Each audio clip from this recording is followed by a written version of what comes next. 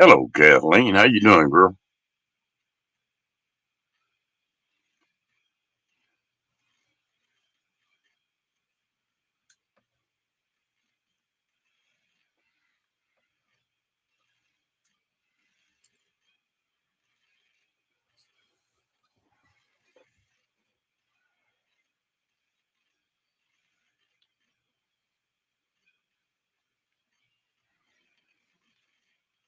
How you getting along today?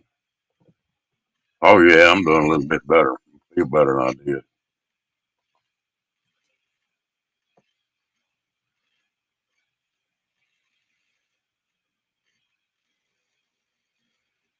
Oh, is it plenty chilly up there?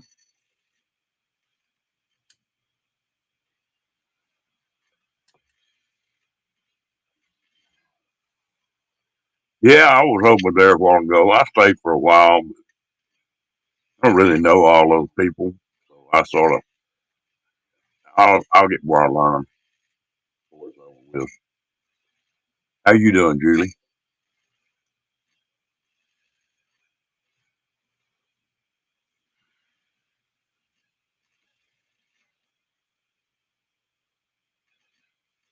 Yeah, I saw that. Before she got through with that live, she was just about to ball. I think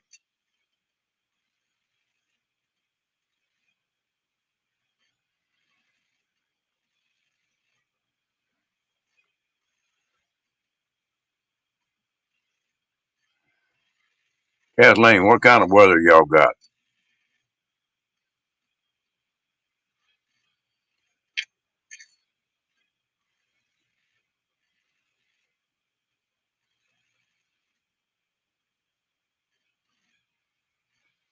Yeah, I'll start going in there once in a while.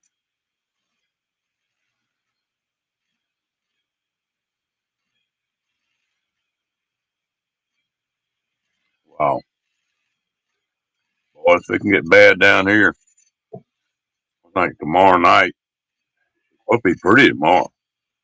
Then tomorrow night, uh, be 19 and 31 for a high Thursday, and then back down about that cold again. But it is supposed to stay down below freezing for a couple of days.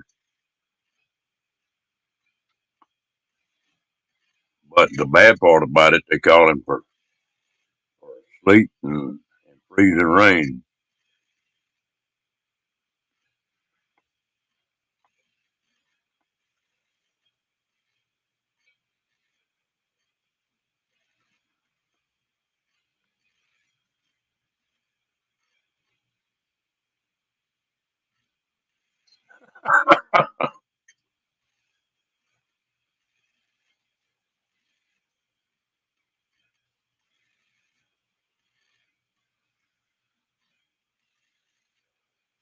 I tell you what, I went and bought some groceries today, and I know y'all do a lot of your own stuff, Cat. I was amazed at how many of them shelves are empty in Walmart and H-E-B both.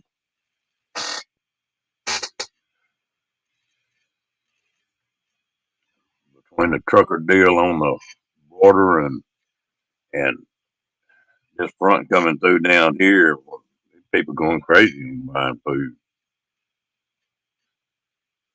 and they may be smart.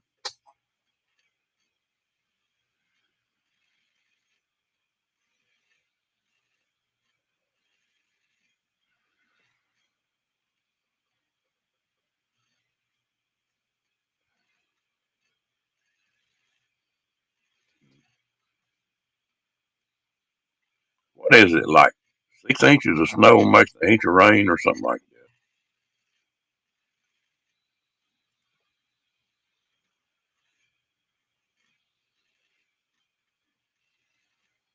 that. Yeah, that's sort of why I came on tonight with that title. Ah, you gonna get that one, Kathleen?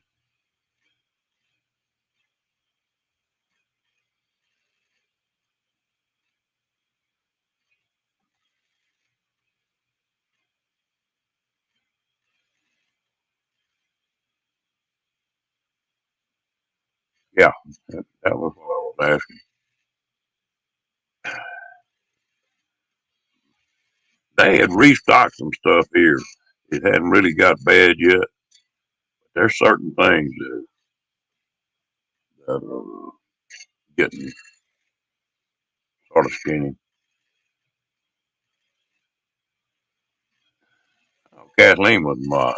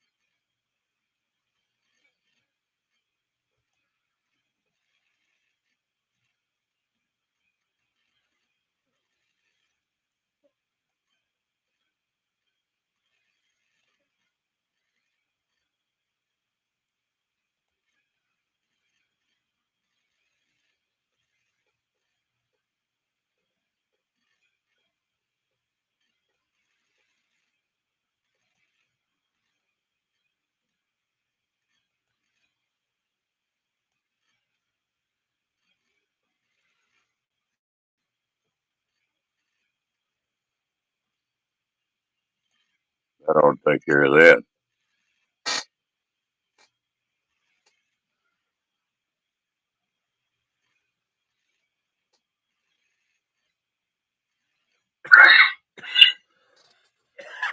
Sorry about that. Damn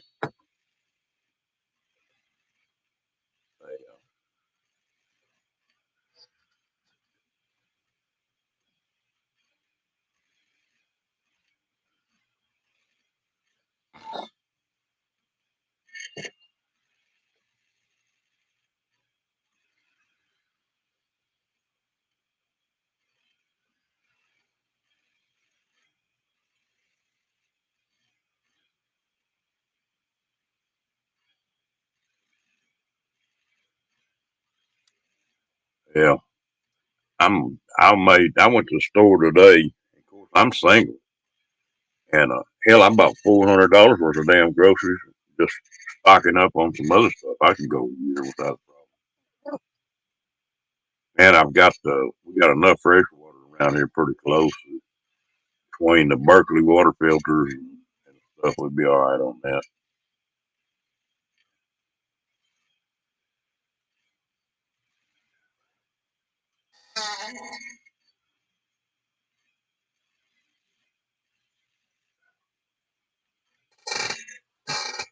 Well, you and Kathleen both ought to have ranches now.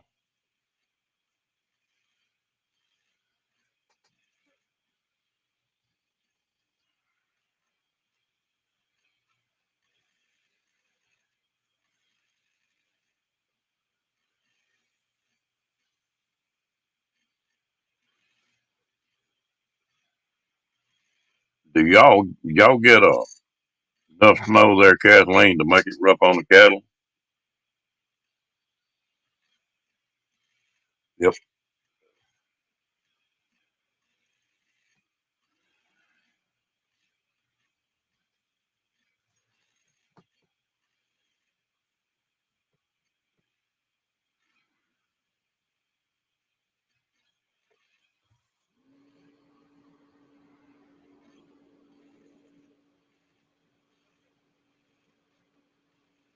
I would imagine the bison handle snow and cold pretty good.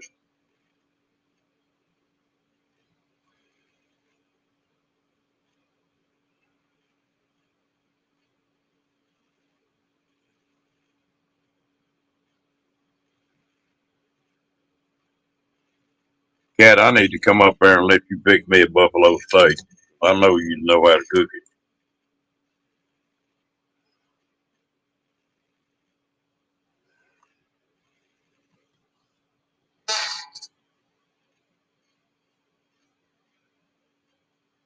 Yeah, I've done that a few days.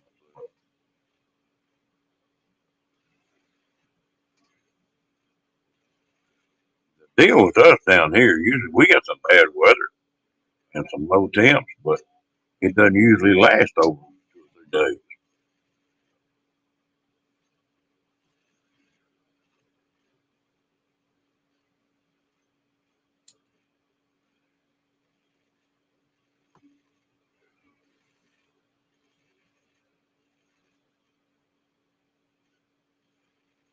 You cook it slow or fast or what?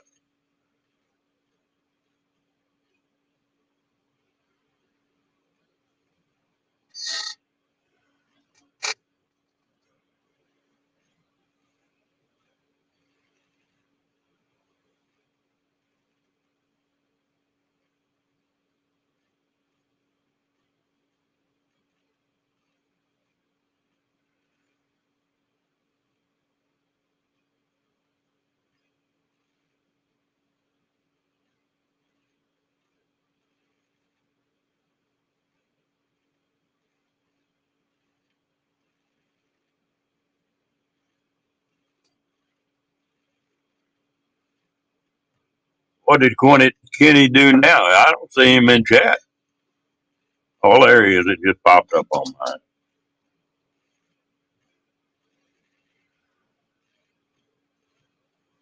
Okay.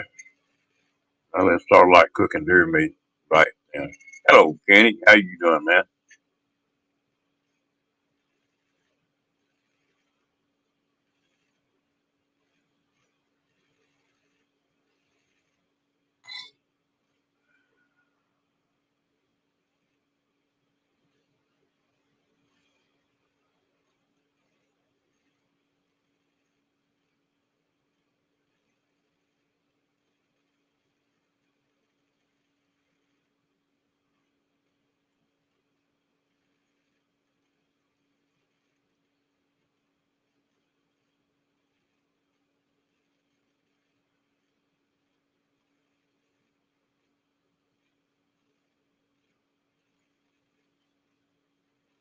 That's the way I cook a beefsteak too.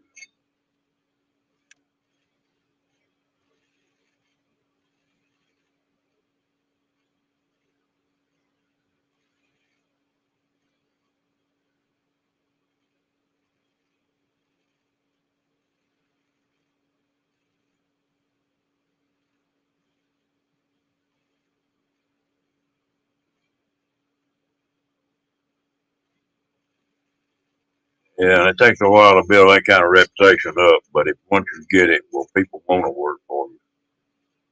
All the years that I worked people, probably I don't know, several hundred people. I think there's probably two out of that several hundred that wouldn't go back to work for me tomorrow if I needed them.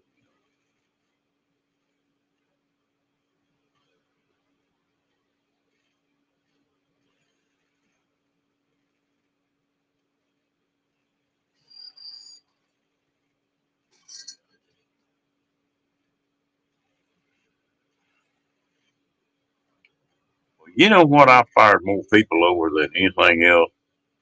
I had one rule: you didn't break it.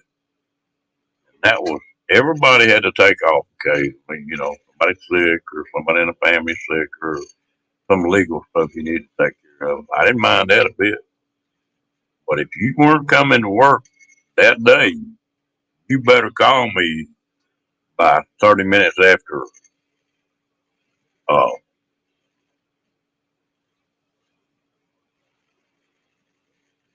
by 30 minutes after starting time. You didn't call me. You didn't have a job unless you were in jail or in the hospital. I've let some of my best hands go because of that. That's just one I wouldn't put up with.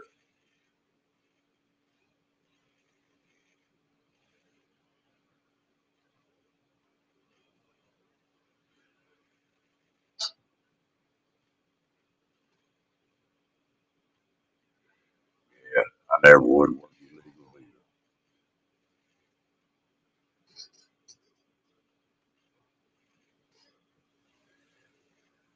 I got to tell y'all a funny story that happened to me today.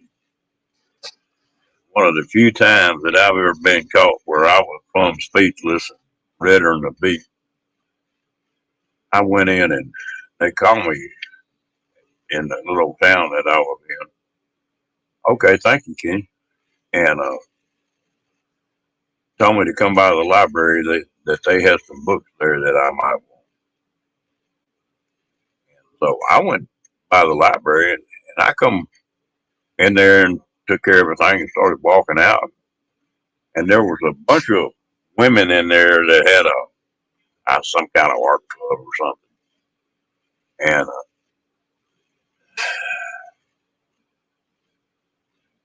but they, when I started walking out the door, this little old gal run up and grabbed me around the neck and hugged me and went to talking to me. And I was like, who in the hell is this? And she had two kids with her that were like 8 or 9 years old. And she turned around and looked at them kids. Come here, boys. I want to introduce you to this guy. But if it wasn't for him, you wouldn't be here. That that sort of faber,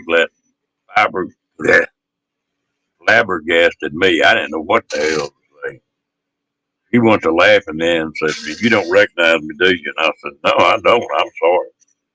And she said, "Well, you remember pulling a girl with a broke leg out of a car that was on fire one time?" And I said, "Yeah, I'm that girl."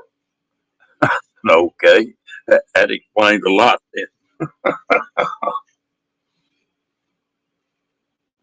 That's one time I did.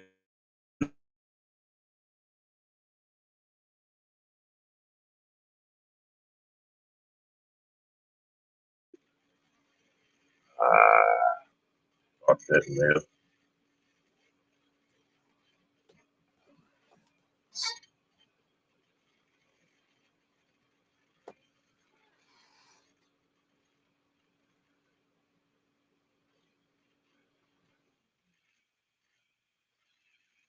Didn't you put on here one time that you worked a bunch of Indians too, Kathleen? Yeah, that was it. Was funny. It sure got away with me. I didn't know what the hell to say. That don't happen to me very often.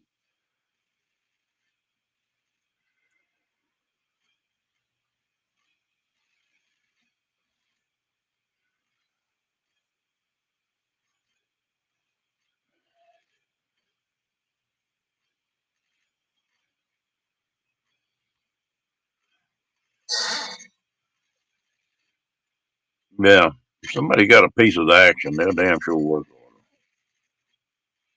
Most of them will. And some of them, it don't make any difference what you do. They're not going to do it.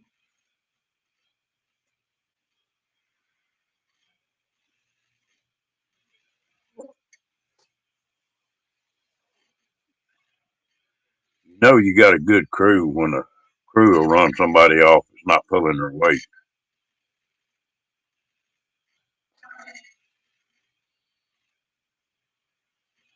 They, they, I've had several crews that were really good crews and put a lot of work out, and I paid them well. Or we'd be on a job and get one of those days where you did, 3 days worth of work in one day. It just all went perfect. Okay, I'm gonna pay y'all for tomorrow. I don't want to see you. Let them take off and pay them.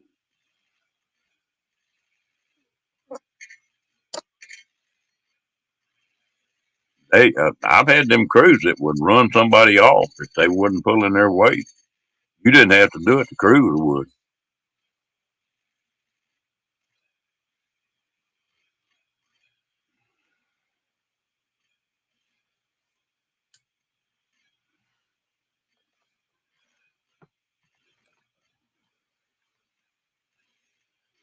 Mr. Mobang, tell you what, I'm beginning to wonder about Mobang. Just a little bit I've been on here with him. I know that he's got 5 or 6 ladies lined up.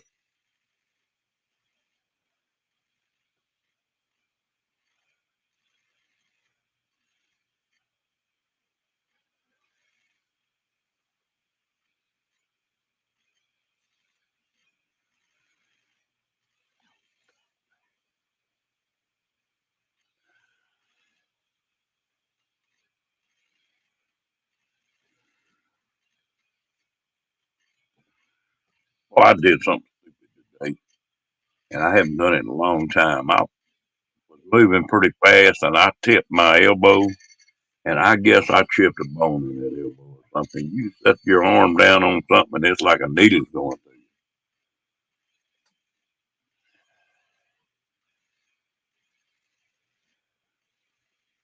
Well, I think they also like one that can take a minivan and rig it out.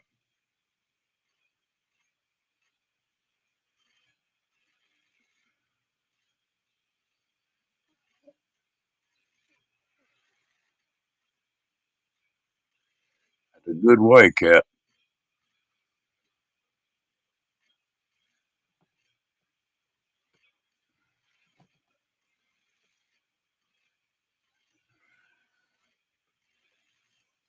See, I wouldn't be very good at that.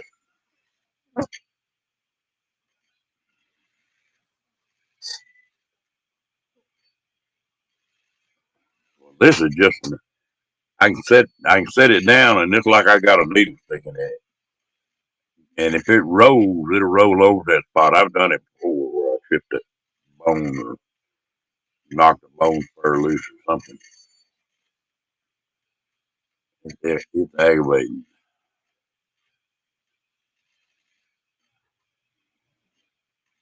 Well, I've got an office chair that I sitting in front of this computer with arms on it, and I'm always setting my arms down. Boy, it'll get your attention.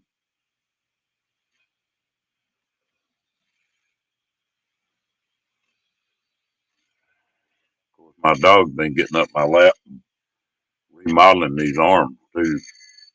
That probably isn't good.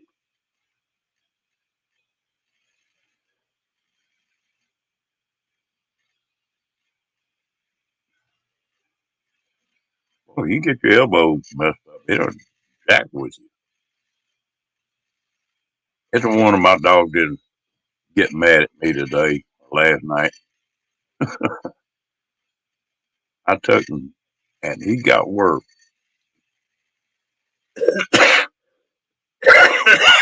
Darn it. Sorry about that. I'll be back in a minute.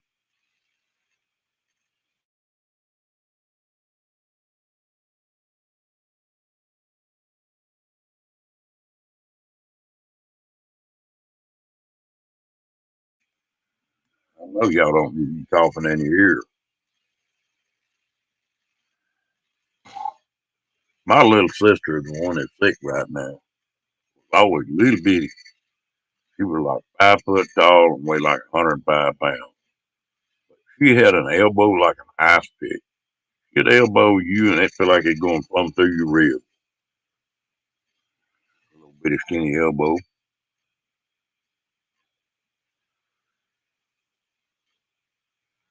What you been doing today, Mobile?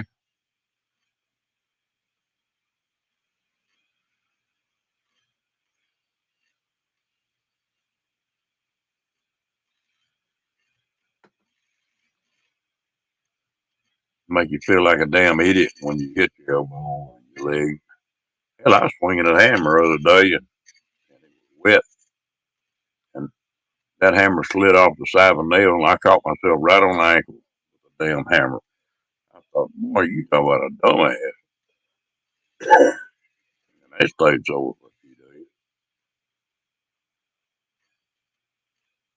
Oh, that's right. You were telling me you were a weed pulling machine, huh?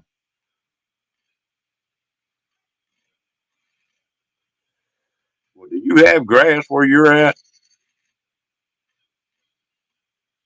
or is it like sort of like quartzite?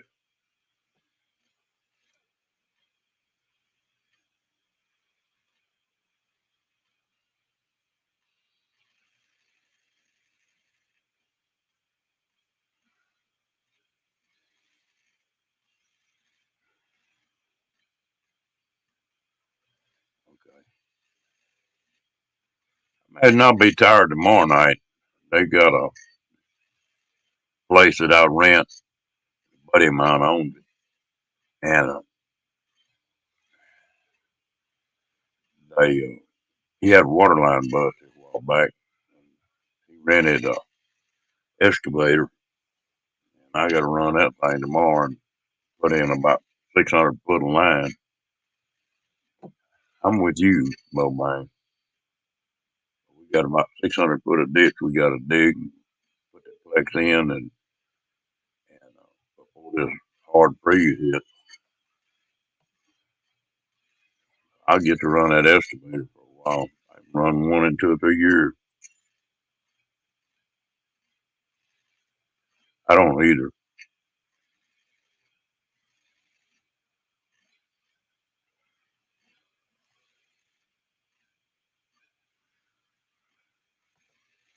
I wouldn't mind cutting grass if you were cutting it and baling it and feeding it to cattle or goats or sheep or something.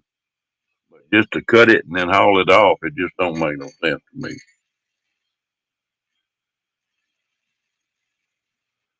Water it, you fertilize it, and then you cut it. Then you water it, you fertilize it, then you cut it. Something wrong with that damn picture.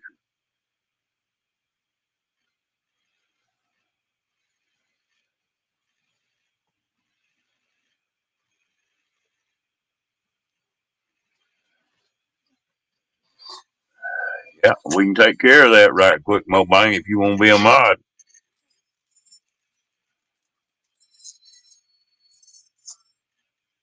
There wasn't any mods in here a while ago.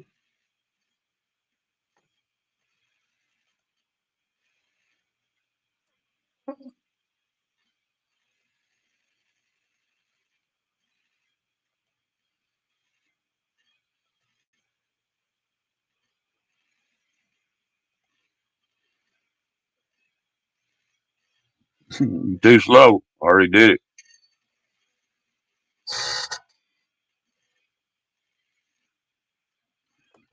Okay.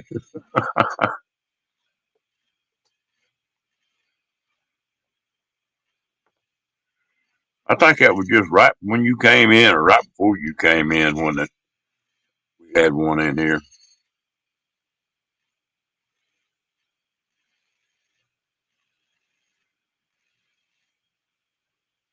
Lord, it don't do nothing for me. I always thought I sounded like a bullfrog with chapped lips.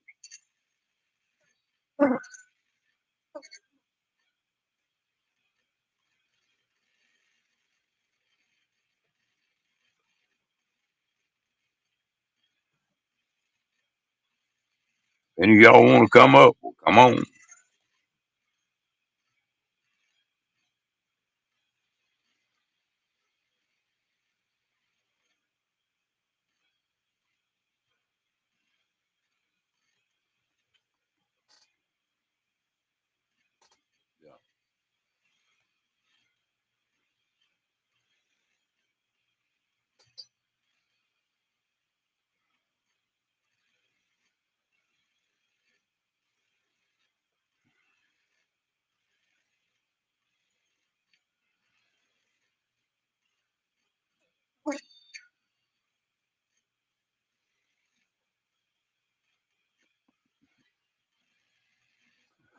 No, I can't say I have, Kathleen.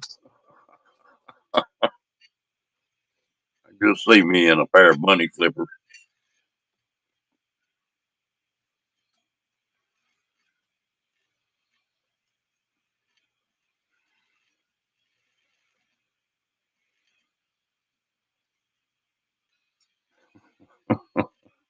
That would be a sight.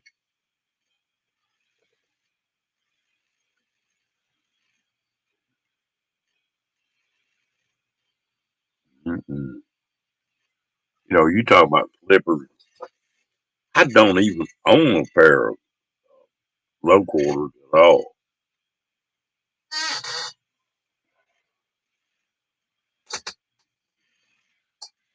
Everything I own is boots, dress boots, and work boots.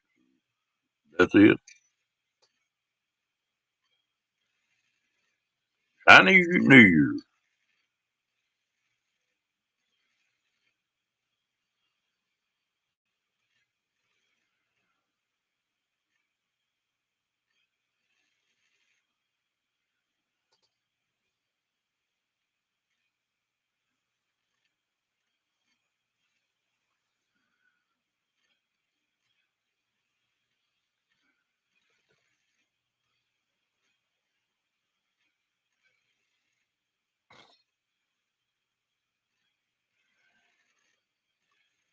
Well, bang. I was in Hong Kong one time. they use a lot of fireworks over there, celebrating all kind of stuff. And we went downtown and messing around there, and there was a block there, a big block, and they were just solid fireworks. There were just alleyways down to it, any kind of fireworks. We was there one afternoon about 4 o'clock. We left, and about 5 o'clock, all hell broke loose. Somebody dropped a match or a cigarette or something in one of them barrels with all them fireworks. You talk about a show, a whole block of them fireworks going up at one time.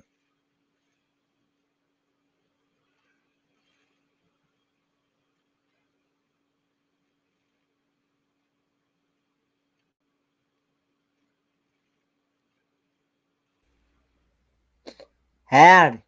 Hello, Mr. Kenny. How you doing today? Oh, I'm doing just fine and dandy. I've been I've been binge watching some other videos and yeah, and I was I made a new friend through Magnificent Germany with Darian. When I was watching a replay of his live stream that he did last Wednesday morning when I was still out with Joey Blessed Life. I didn't get to watch it when he was live, but I watched the replay. He did an interview with a German from Germany. Her name is Jessica Weber, I've ever heard of it. and yeah, she's um, she's a good channel to check out if you like anything to learn about Germany. And I think she's originally from Wisconsin in the States, but she moved to Germany. So, uh, but um, Thank you, Nicole. Welcome in. hey, Nicole. And um, but yeah, and she's been showing videos um, of like things that she's been to in Germany, and showing videos of her family. And she's got she just recently had, I think she had the baby last month. It's a really cute baby. Her name is Maxine. She's been showing videos of her baby Maxine. So, but yeah, it's a fun channel to check. I might have to go check that out. Yeah, she's only got like 302 subscribers and only 83 videos. And I've been binge watching her videos. And I told her that Magnificent Germany with Darian sent me here, so because that's where I found her channel through, was Magnificent Germany with Darian. So, but Hello, hello, Fairy Dust. hey, Fairy Dust. I know Kenny got them lined up plumb across the damn country.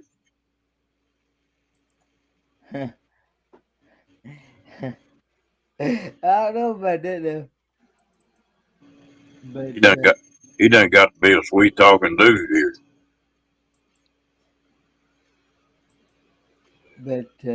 yeah, it's her her channel is really fun. I'm gonna share the link in the chat here. What I sort of came on here tonight for, I went and bought some groceries this afternoon, and them shelves are already getting empty in them grocery stores. Oh, in the grocery stores. Yeah, you know they got that trucker deal going on the Canadian border up there, and then we've got some bad weather coming in down here. There's a lot of empty shelves in that store already.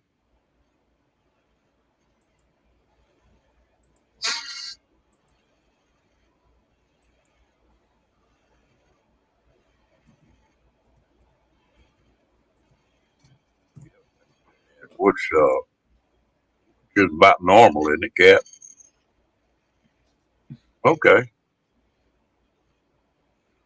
That's her channel. That's her YouTube channel right there. You know, it's always interesting to talk to somebody from a different country. You know, Yeah, I find it very interesting myself. That's where I learned about. I learned some things from talking to the Canadians. This when I went to courtside, talking to Justin and Christina's RV Van Life, and talking to Paula from Van Bead to Travels, and I just love learning from different people about different countries. You know.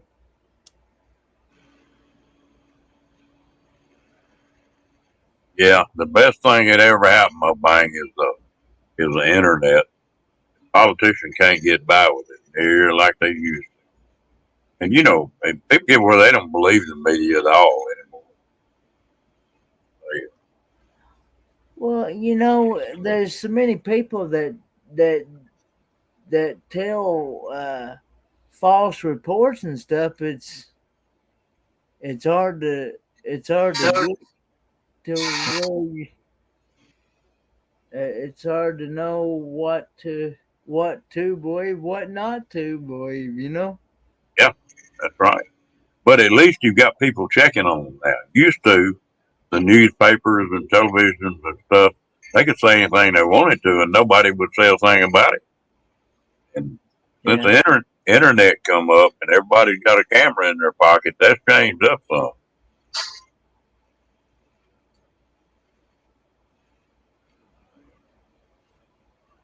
It, it, like I say, if you haven't been to the grocery store, you might ought to go Well, stock up just a little bit. I gotta go pay bills today, so. Today's the first, so today I get paid. So it's bill paying day, Yeah. unfortunately. Between today and tomorrow, it usually takes us about 2 days to finish paying all our bills. I gotta see what I can. I hope the weather holds. I still hadn't had a chance to work on that. I'm having to play it by ear right now with that power steering. I'm having to deal with just having to because the weather it's been too cold to do anything really. It's supposed to be bad down here. It's supposed to get bad tomorrow night, sleet, rain, and ice, freezing rain. It might get a little yeah, it really is, Mobile.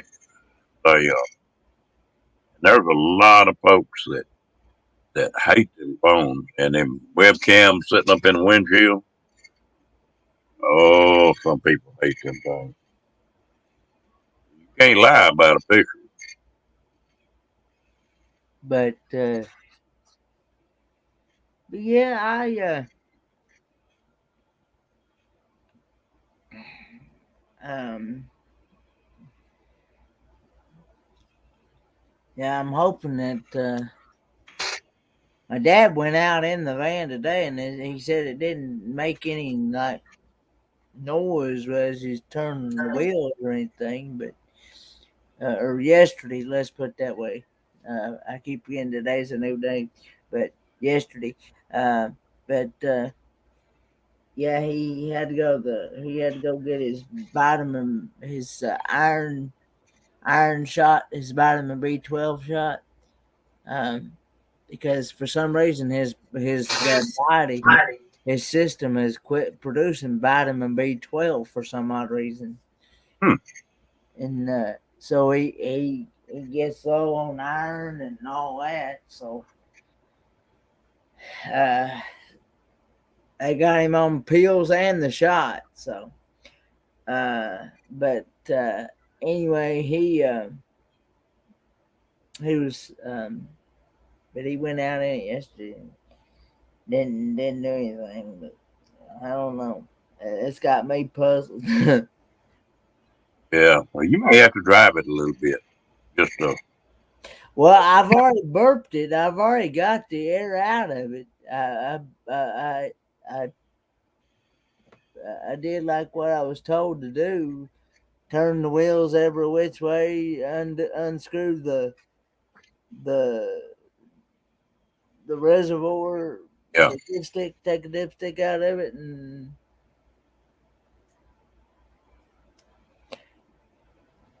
I tell you what, sometimes I've had them before where on some of my welding trucks we'd have to replace a hose or something, and you'd have to drive them for 2 weeks before you got all the air out of it. You know, it just well, keep. I haven't got no.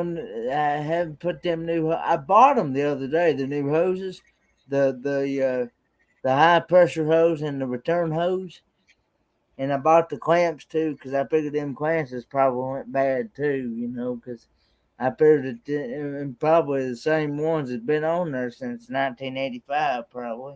So, I went ahead and bought them. So I just need to try to wait for it to kind of warm up a little bit because it's been really cold, too cold to do anything really.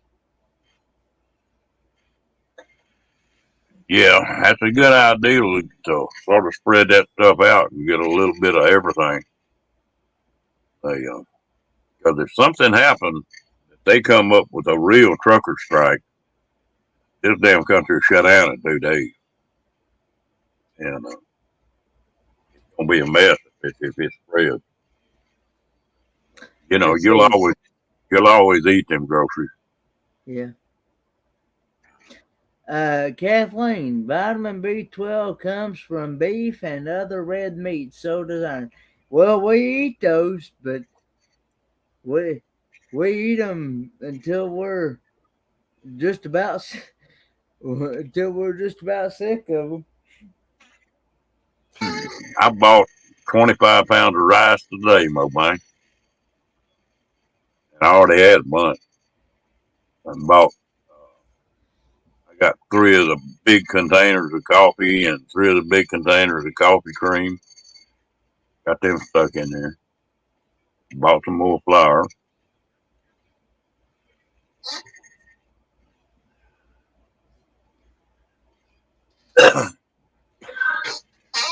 Yeah, they better stick with them. I'm gonna tell you what now. The damn truck earns their money, and they not paid near good enough for what they do. That's the truth. I heard about this. What's happened? I'm not sure what.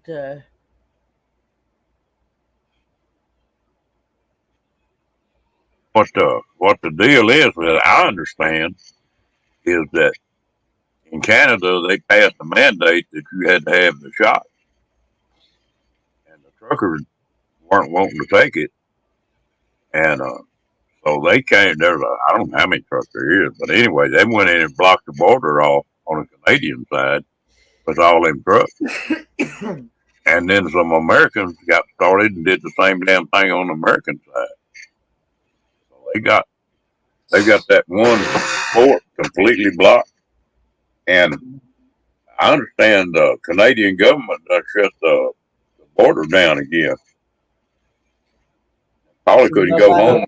so nobody can't cross the borders, huh?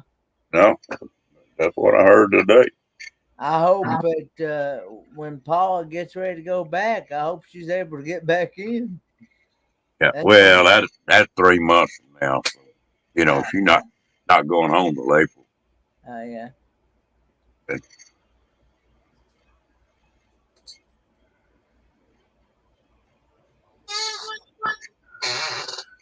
yeah, and it's just this old country here. That was one thing that you controlled your body and what you put in it, Mm-hmm. and they're trying to change that. That's why everybody raises as much hell. Yeah, there. What it is, of course, I'm not one that wants to talk politics much, but what it is, the government is trying to take control and tell everybody what they can have, what they can't have, especially their vehicles and stuff like that. And I was like, Yeah. Oh Lord. Yeah.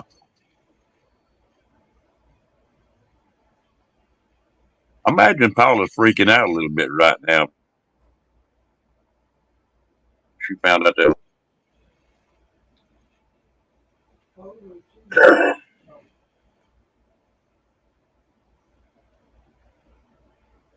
Yeah.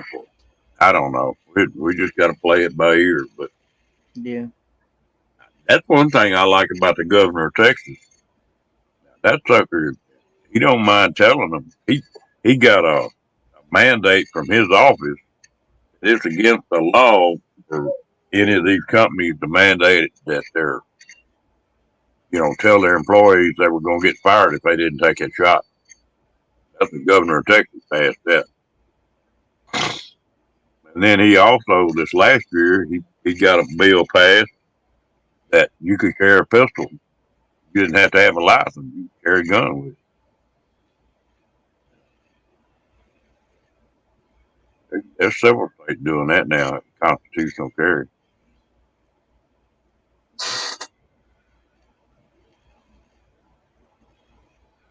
Yeah.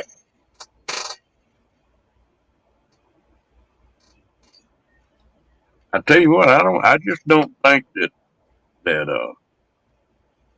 that they thought the American people would bow up like they're doing. Hmm. And there's more and more every day. Well, there's too damn many stories. I mean, you hear one doctor says a damn shot ain't worth a damn, they'll kill you. The next one says they'll do some good. And then the next one says they won't keep you from getting it, but it'll make it lighter case. And you don't know what the hell to think.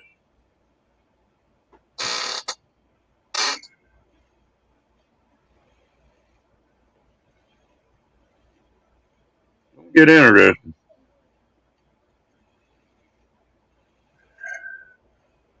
And so, and I shouldn't say that. Our kids, not my kids, but their kids, they're trying to breed a bunch of wussies out of them, you know. And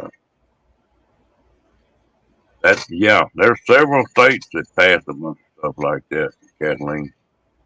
But when I was in school, if two guys got into it, they had a fight, and the next day they'd be cutting up and going on about it. Now, if you're in a second grade and you get in a fight with somebody, they want to come arrest you and put you in jail. Little kid in the second, third grade. That's crazy. You got to take up for yourself sometime.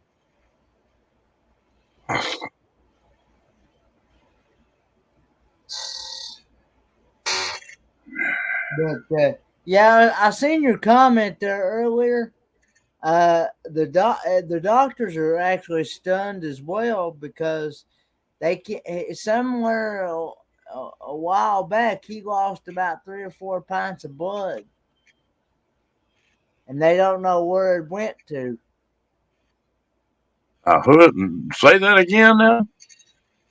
My dad lost about 3 or 4 pints of blood Oh, okay. when he went to the when he went to the when he went to the doc when he went to the doctor one day. When he went to the doctor one day, and the first thing out of the doctor's mouth was, "What's wrong with your blood? Where's all your blood at?" And he's like, "I have no idea." How long ago has that been? They did a CT scan and stuff, and they can't figure out where it all went to. They said if he lost any more, he wouldn't be here today. Well, how long ago was that, Kenny? About 3 months ago. You need to watch that. Yeah, well, that's why he's having to go every 3 weeks, I think, isn't it? To go get a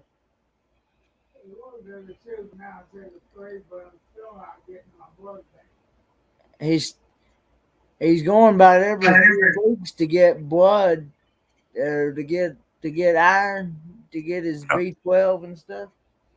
But he's still not able to get all the blood that he needs, even with that, and even with eating foods with iron. Just I don't know. Yeah. Yeah, you eat a lot of iron-rich foods, and that usually helps. Yeah, I was reading about that, Kathleen.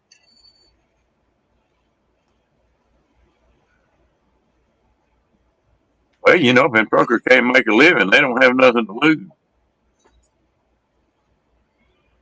We're getting about getting them loaded and stuff. I understand that it's really making it hard on them.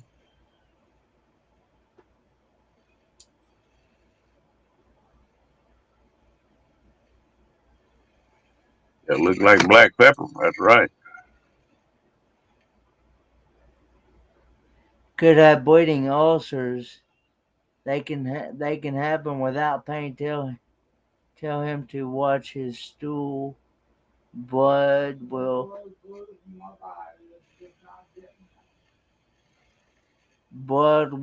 look like coffee grounds in the stool.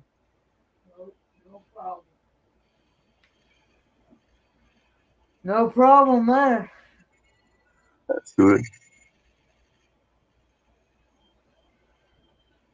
I know a lady that that would have to take a blood transfusion. They'd have to give her a couple pints of blood every 2 or 3 months, and she did that for years.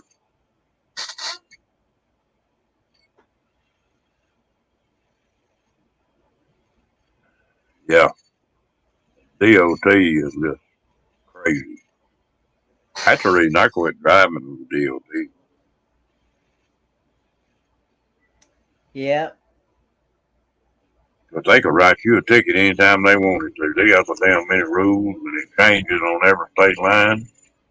And, you know, you just at their mercy. Get one that's in a bad mood, well, they can write you a ticket for $10,000 in a heartbeat. Mm-hmm. I just got tired of putting up with it.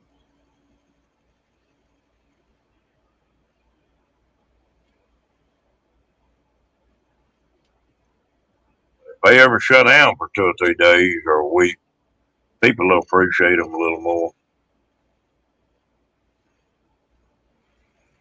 Like grocery stores, uh, what I understand, that grocery stores 3 to 4 days worth of groceries in that store because they're delivering continually, and that way they don't have to stock so much. Shut them trucks down about that third day, well, you don't have empty stores. That's when it's gonna get sticky.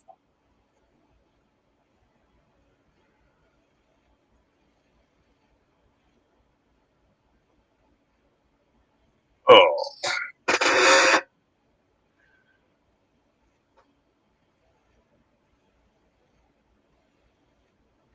Hey, John. hello, John. How are you, John?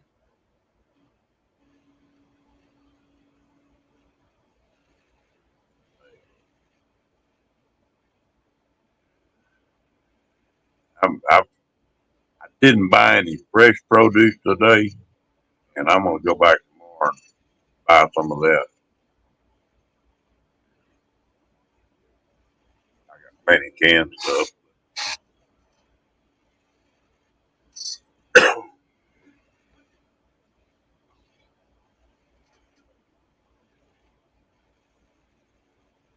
bought a bunch of flour too, and a bunch of rice, a bunch of canned goods.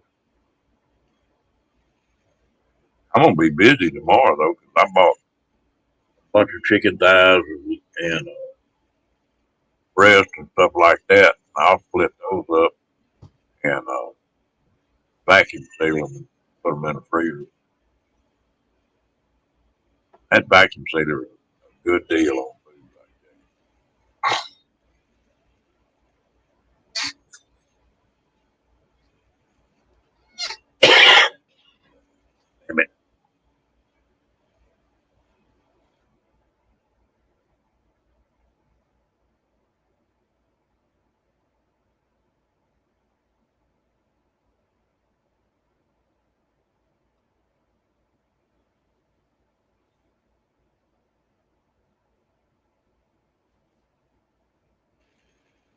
Yeah, well, just talking. I went and bought groceries today, John. And there's already getting to be empty shelves in there.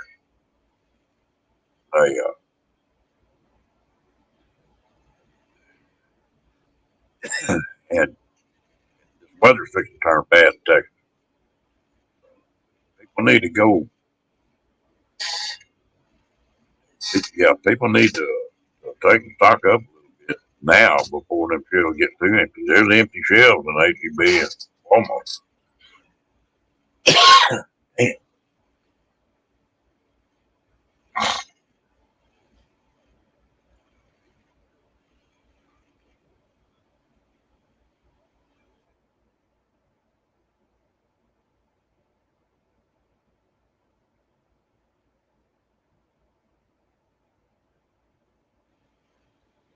I got to get something to drink. I'll be back in a minute. All right.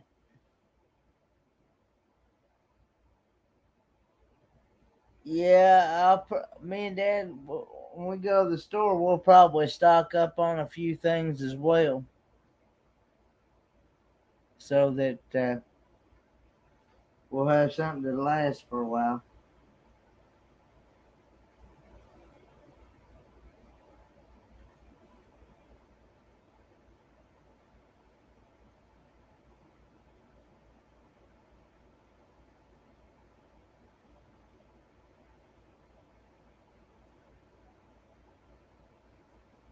Prices of what you be able to find will go way up to supply and demand. Yeah, unfortunately, yeah, because the more people buy it, the more the prices will go up.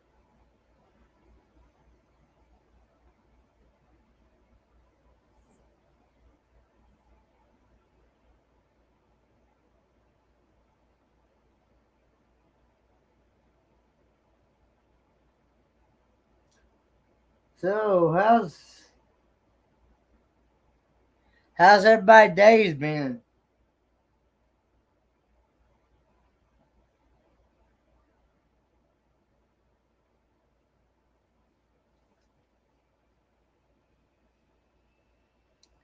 Did everybody have a good weekend? Good Monday? It's hard to believe we're already into Tuesday and it's February 1st already.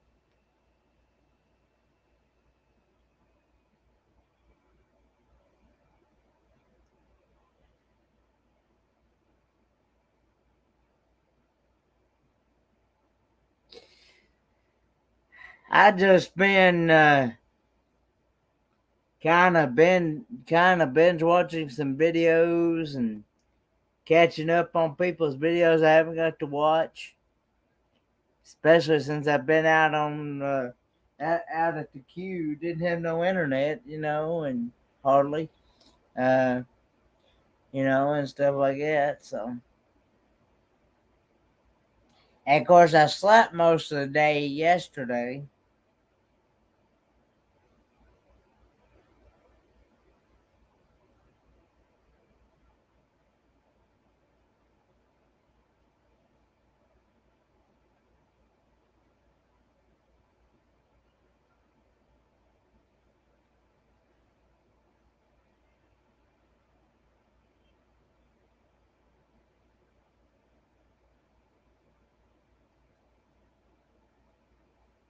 Glad I went to Sam's Club a couple months ago, bought a box of those giant rolls of toilet paper.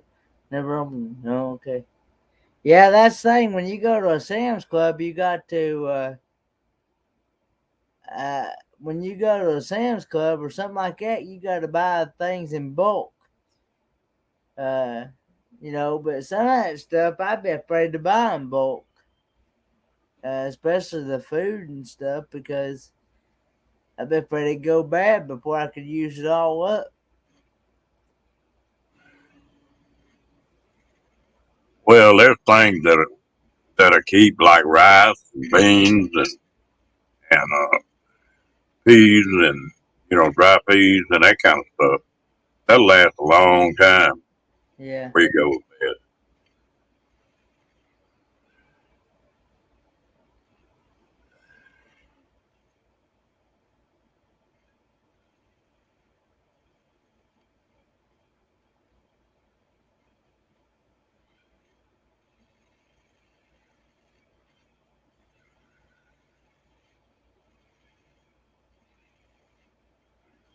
tell you what, any big purchase now is getting crazy.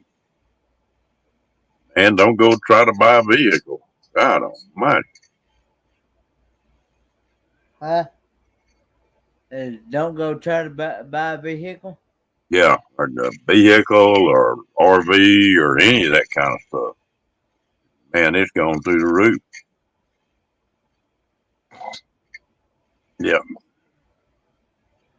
Yeah, and two, you got all anymore. You got all them high dollar computer sensors on them and everything Oh, else. yeah. And more. You know, now, well, Ford builds 1/2 ton truck that's over $100,000. Oh, really? Yeah, just a 1/2 ton pickup. You know, it got a lot of bells and whistles on it, but it's just basically a F-150. And crazy.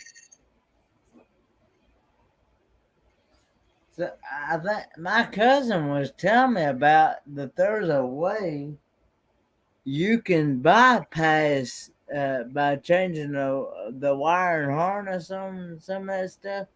You can bypass a lot of that computer stuff. Yeah, the if you go to the hot rodders, well, they've got electronics you can put on and make that motor run, but that's not near as much.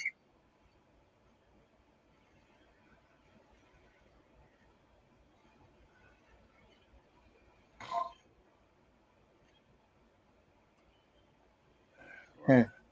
Me and that buddy of mine got together this year, and we bought a rotiller for the back of that tractor. And Yeah. we've got about a half acre, I guess, that's been tilled 4 or 5 times, killed a lot of grass out of it. And I keep wanting to plant some stuff in it, but this weather's been so crazy, freezing that I haven't done it. We're gonna have a hell of a garden out of that thing this year. Yeah. That may be what it takes now. Yeah.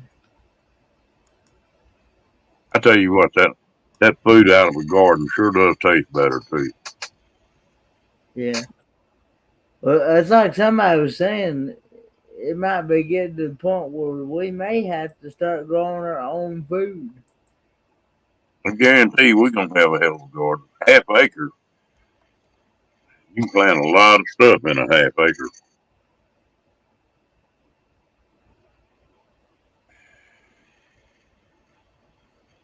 Yeah. Yeah. When you open it, it smells all right, and that can's not jacked up like you worry about it too much. Just really cook it well done. That'll help too. That's the reason canned food's bad. They put too much salt in it. That salt to keep that stuff from going bad.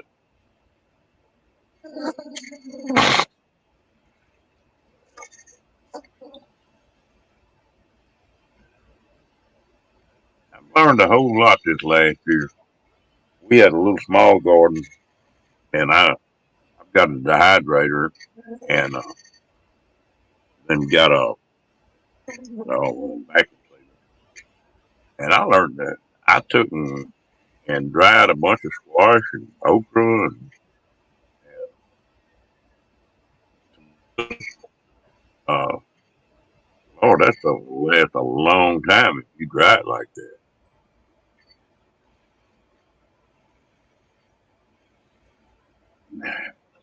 And tomatoes, it cracks me up. If you dry them, it just intensifies that taste of that tomato. I think 3 times. It makes them sweet and they're really good.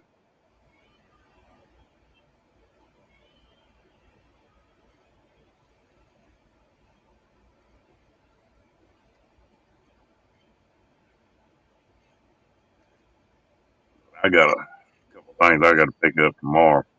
I need to pick up some more propane. I got a couple of bottles I need.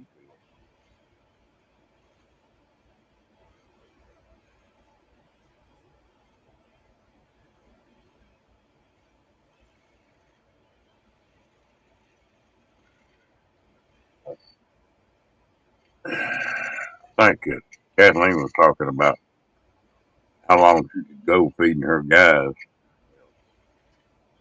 If I ate good every day, I got enough food right now that I could make it year. You know, in a year's time, you better. If it really got bad, in a year's time, you better have some other way to get food. Yeah.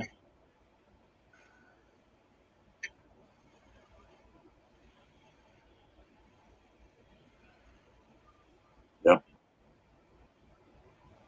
I can remember my grandpa had a root cellar, and they'd take him onions and tie the tops of them together and hang them in a string.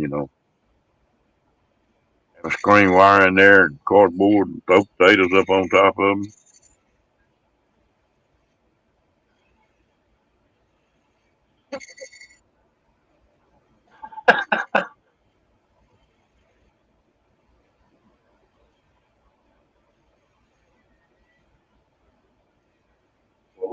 There used to be a chain of stores. I don't know if they're still out there or not. That was Save a Lot.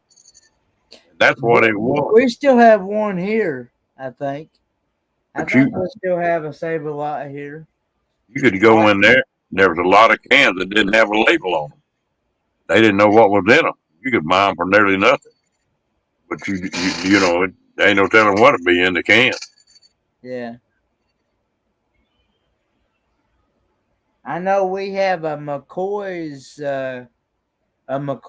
salvage store. Uh, We don't have McCoys down here. we got a lot of there's a lot of canned food and a lot of goodies in there and things like that you can buy. You can buy snacks, and stuff like that and things like that. So I tell you what's getting to be a big deal down here in Texas is that the dollar stores. It's amazing what they carry, and they're cheaper yeah. than the grocery store a lot of the time. Well, we have those here too. We actually have one not even maybe just across the road from me. Pretty much.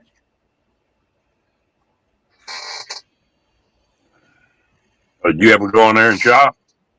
My dad has, yeah. Some of their prices are good. I bet that was funny looking, Kathleen. Yeah, we've hit up we've hit up dollar store, and we've also hit up Dollar Tree as well and things like that. And Family Dollar. Yeah, we've hit those too, but mainly what we hit up is usually Walmart and Food City. We have Food City here, so Is that a pretty good size chain? yeah, Food City's pretty good size. Yeah, at least in my area it is. Uh, uh, Late down here in Texas, of course, Walmart, and then you've got Brookshire. It's a smaller store, but it's sort of all over Texas. And then the big one's HEB, and it's the guy that built those stores was named Herman E. Butt, and so they started to HEB. That's what they call it. They're pretty good stores.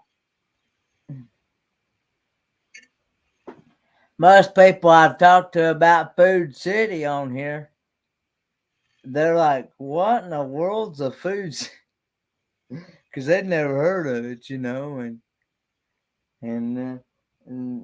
I'm like, well, it's basically a grocery store. You get your produce, you get your dairy, you get your cosmetics. Yeah, you can get just about anything you get in a regular store.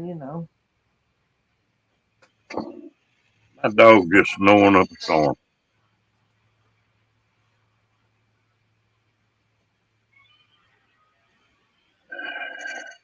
That dog's crazy.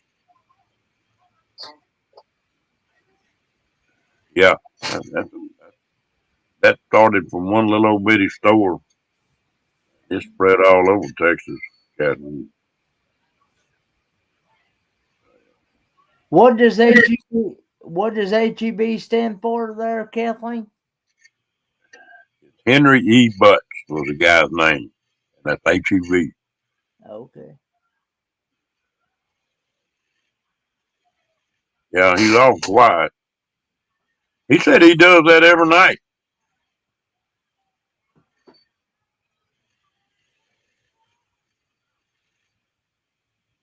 He cracked me up. He what he's pretty sharp.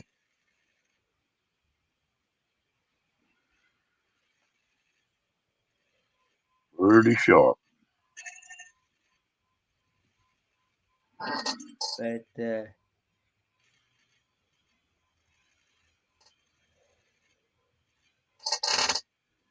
Tell you what, tomorrow I've got a couple. I went and paid bills today and bought groceries.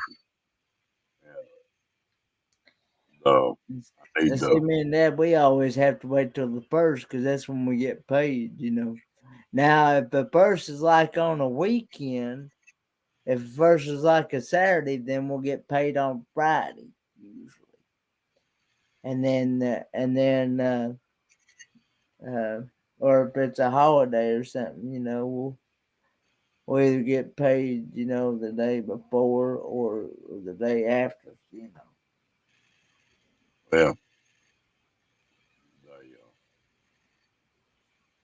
I usually like to keep. I'm down on propane to just a couple bottles.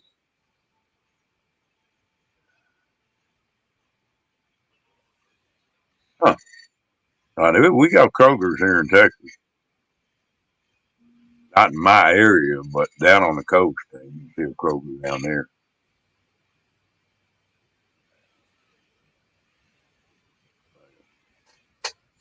Hey, my brother was manager for Kroger for a while.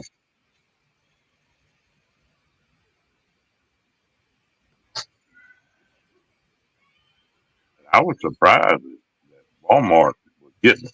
It was starting to get out of stuff today, but I pretty well got everything I wanted.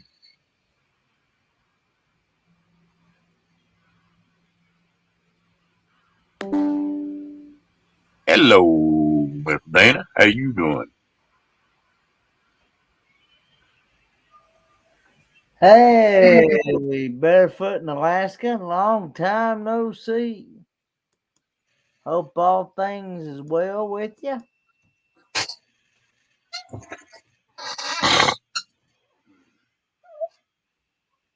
Well, I was over in that other channel for a while before I came over here barefoot.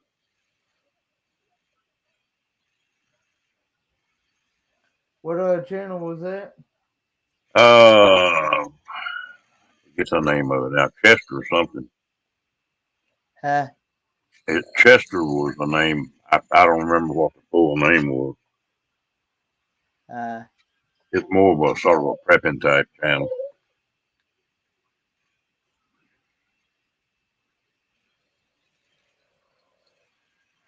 oh, I can remember many a times when when Mike was when Mike was doing his 24-hour thing. I can remember many times, and I'd be up until the next morning, and I'd have to go. I'd have to go to college, and we'd crack up. What do you mean? Don't get us started, Fairy Dust? Yeah.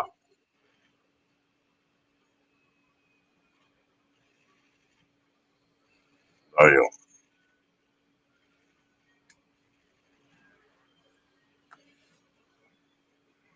But I don't know many people in there. But that's something I'm gonna start doing a little bit. Is most of the places I I go to, or most of the channels I read, are RV or either that or a motorcycle channel, and they I need to start branching out a little bit, looking at some stuff that's a little different, you know. Yeah, well, that's what I've been doing. That's how I've grown my channel some, because I've learned that that's the only way you're gonna grow is to branch yourself out there a little bit, and just yeah. Oh, I tell you, it's something else. She Yeah. get tickled and I get tickled. You know, it is a back and forth game. Yeah. That one night I had you cracking up. You couldn't quit laughing. Oh, I can remember. Oh, precious memories for sure. Oh, we've had some good times on him. I know if Kenny's laughing, you can't help but laugh. You know, he's got one of them laughs that you got to laugh if you listen.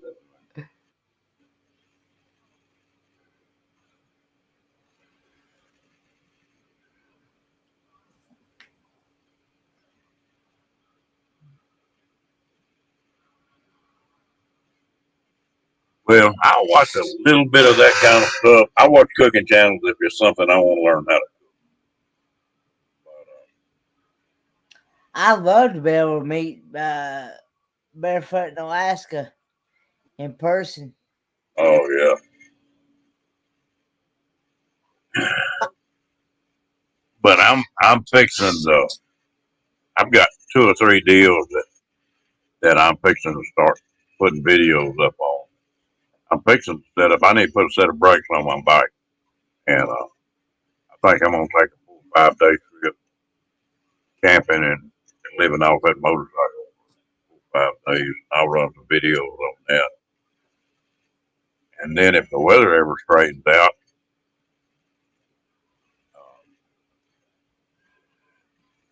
I'll get that kayak of mine that I built and do some river trips, camping trips. So those will be a little bit different.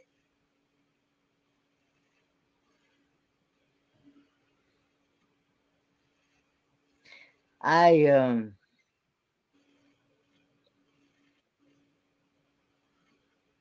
yeah, like I said, I'm into Disney, I'm into cruising, I'm into RVing channels, cooking channels, all kinds of genres out there.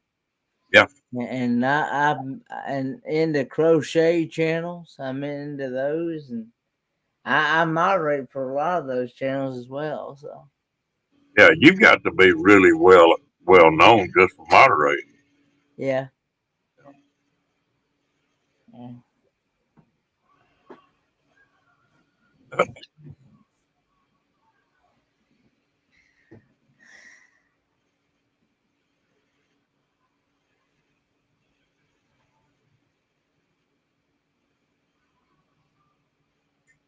Yeah, Kenny pretty well known.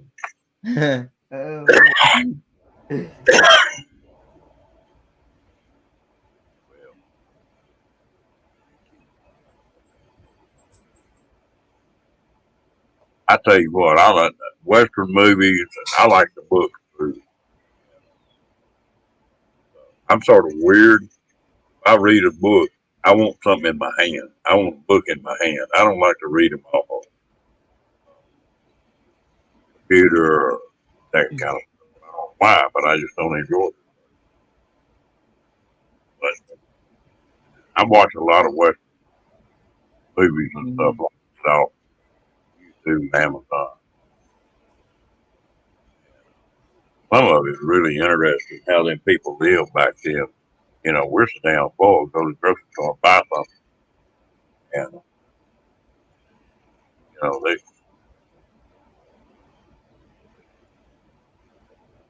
just, them people had to be tough, man. I tell you some tough people, the Mormons that walked all the way from New York, Salt Lake City, halfway across the country. They didn't have any horses.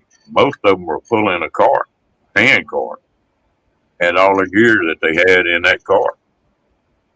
And that over 2,000 miles. Now you talk about some tough folks. A lot of people died.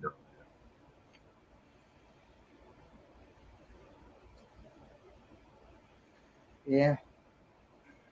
Yeah, I think you got to start to get the mindset at least like the pioneers had. It does. You know,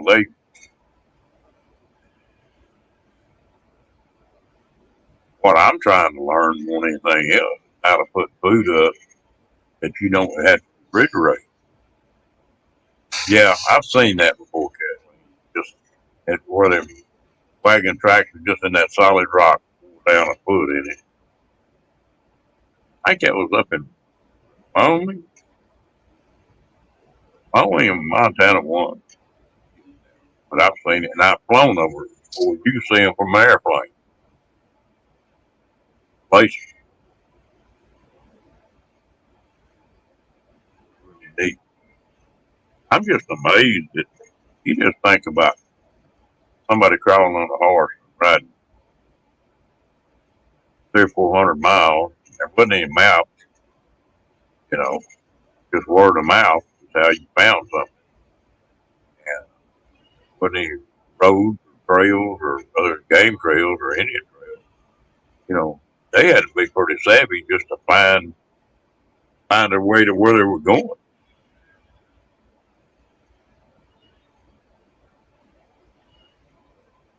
That's neat. I enjoy. In fact, I bought 2 books tonight that are trail drive books. Mm-hmm. Trail drives are different parts of the United States. It's pretty interesting.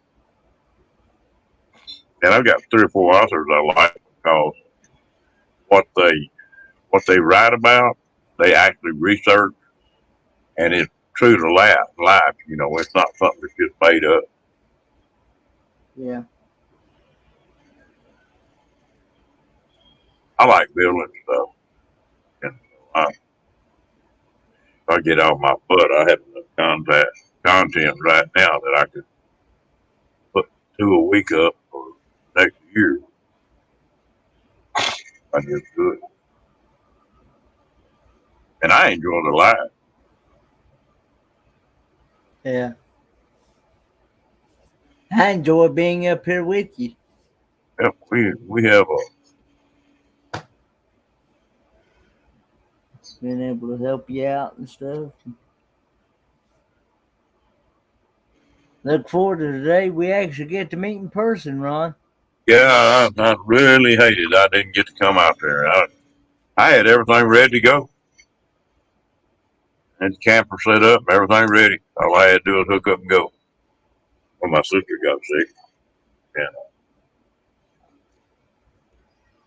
I was really disappointed over that. Now, you don't need to advertise what you got.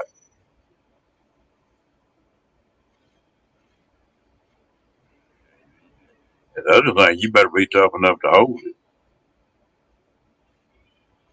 And I hate to say that.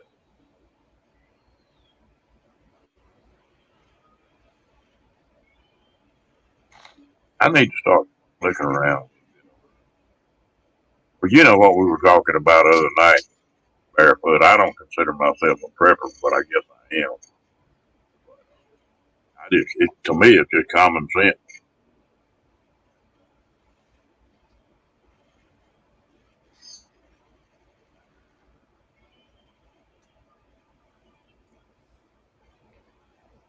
Most of the stuff for the travel channels, like, you know, vans and stuff like that, I've been nearly everywhere they go.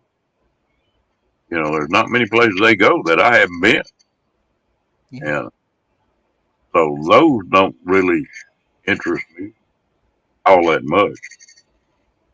The personalities of the people doing it interest me more than where they're at, where they're going. You know.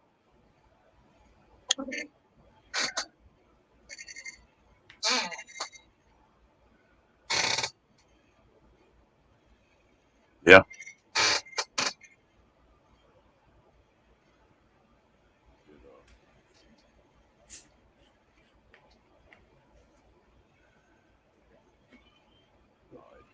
It's crazy. If I can get in on it, they put a lot of pressure on. They'll back them up. Many of them boys, they can't sit still because they owe so much on them damn trucks. They got to roll.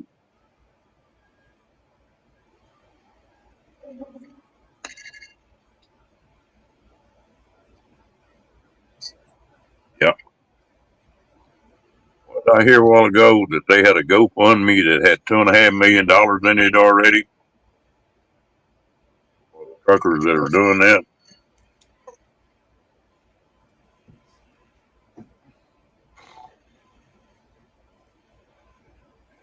And from what they reported, the Canadian government's trying to get their hands on that money.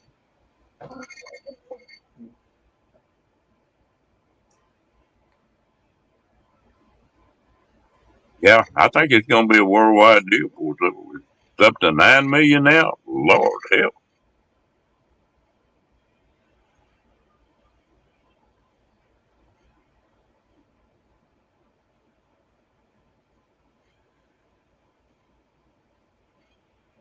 Somebody said on one of them I was listening to earlier that they are keeping the fuel trucks from going in there to fuel them trucks up. You talk about a mess. They let them diesel run out of fuel and then sit there overnight in that cold weather. You talk about having a hell of a mess trying to get them trucks out of there now. Ain't an extension cord from warm them diesels up.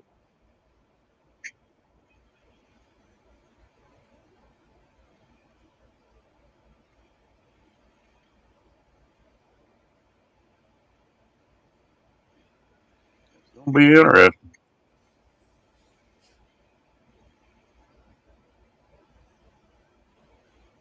Figured that was probably gonna happen, but I know because the Canadians are trying to stop them doing that.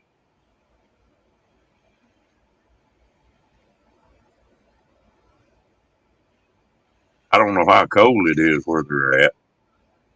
You know what I'm talking about if them motors get shut off and get cooled down.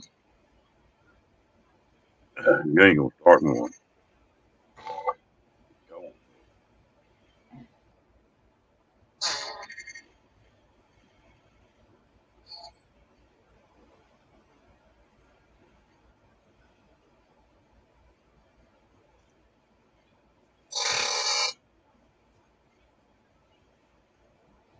Yeah, I saw that. There's every kind of vehicle in the world in it, cat. Tractors, pickups, flatbeds.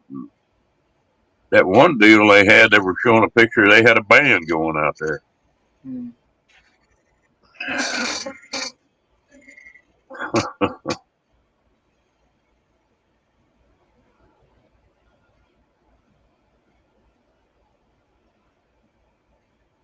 Yeah.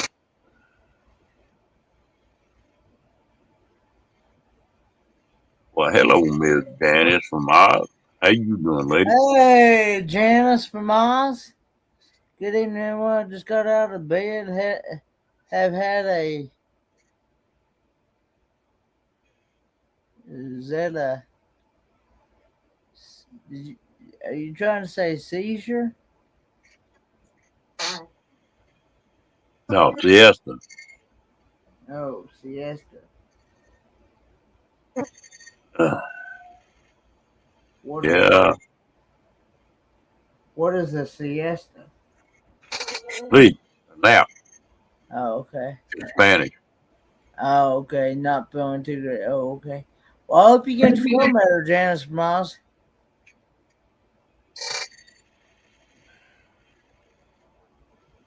Well, when you got out of bed, did you go home then, Janice, or what? I know I went to bed yesterday morning about 4 o'clock in the morning, and I didn't get up out. I didn't get up out of bed till about 2 o'clock yesterday afternoon.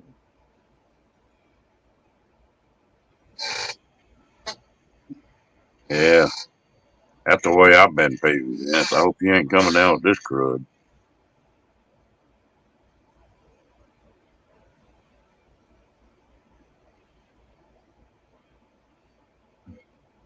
What? Kathleen?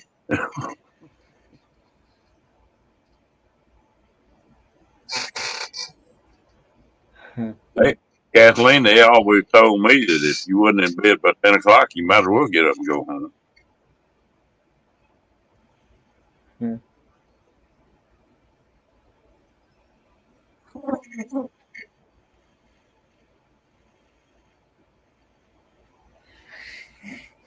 I get on Janice while she feels bad. I might have a chance then. Feels good. Right?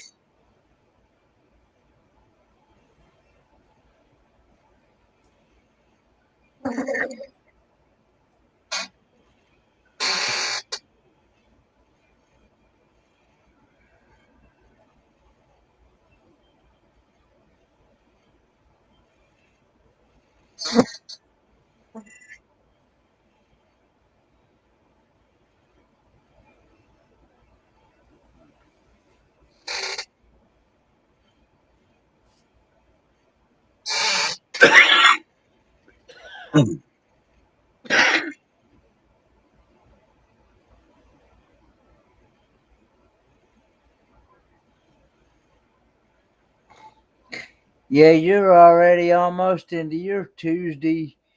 You're into your Tuesday evening already. I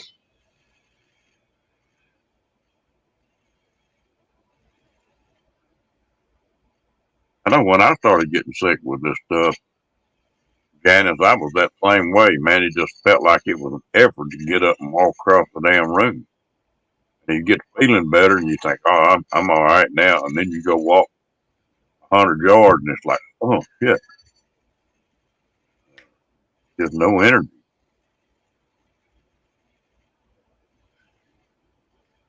Yeah,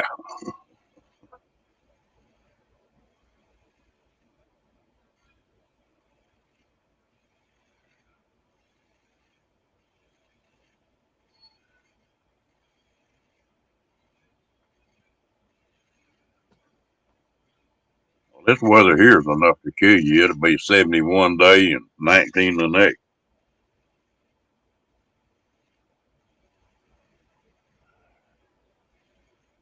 It's really no wonder some of us are getting sick. Yeah, there's a lot of Because it was it was 70 here today, Kenny. It's supposed to be about 45 or 50 tonight. Then tomorrow it's supposed to be 60 in the high 60s. And then tomorrow night it's supposed to be 19. And the next morning it's supposed to be 31. You know, I mean, this is crazy down here this year. Texas always bounces around pretty good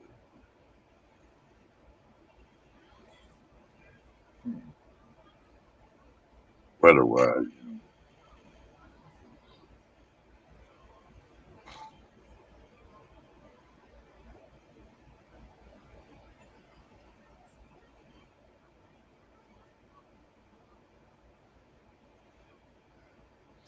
ooh, -2 degrees. Phew. Keep that. I don't want that. That's cold. You're in that cold country. Yeah.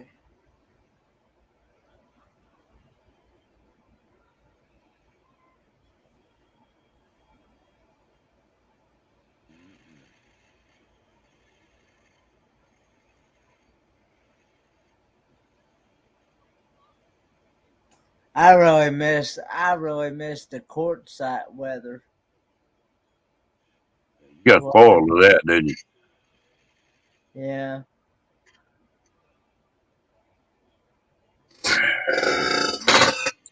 Tell you what, that's why so many people stay out there. And you know, it's a whole different world in Quartzsite right now than when you were there.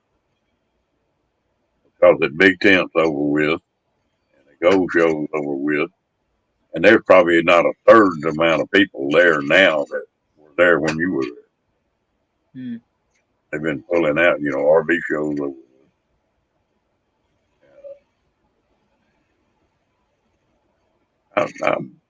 I bet you at least 2/3 of them pull out. I saw some pictures today on Facebook that some of it went to Mexico. Yeah, they're supposed to go down to Yuma and go into Mexico. I used to go to Mexico all the time, and I don't care nothing about going back down there. Now, I used to have a deer lease that I hunted on for a long time. It was about 30 miles from the border, and they had several restaurants across the river that were, I'm talking about, you talk about good food now. We go over and eat all the time. Back when I was messing with the horses a whole lot, I'd buy a lot of saddles and bridles and tackle. And like I say, now I don't care nothing about going nowhere. Well, it's just the weather, Kathleen. It's like Paula. You know, she's looking at that -9, -12, you know, and I've noticed that people that really live in that cold country, after a few years, it just gets where it eats them up. They can't take it anymore. Only thing I like about Quartzsite is just something different. And and the shows are pretty neat. Yeah, it can get that way, but you can get away from it. You don't have to put up with that.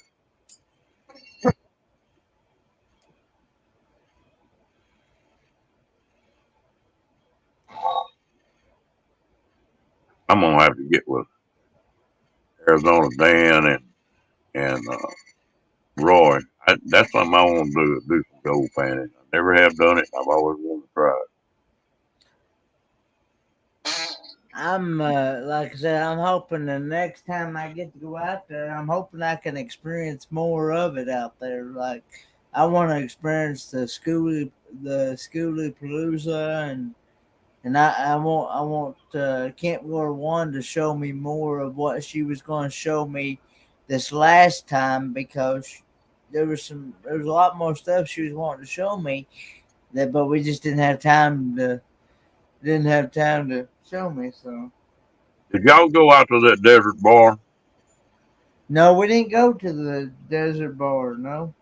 That's one place I wanted to go. I didn't get to go when I was out there. They were closed.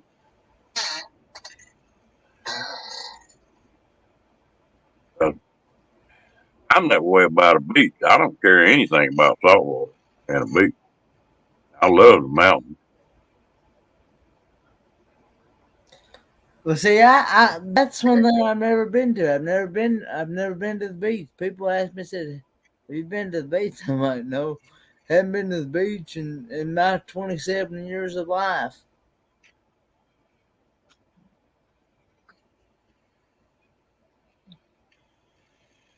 Yeah, if you get what's the name of that damn town? Over in the southeast corner of Arizona, up through there, there's some mountains and lakes and stuff that is pretty as anything that's in Montana and Colorado. Show load, one town just as you're getting into those mountains.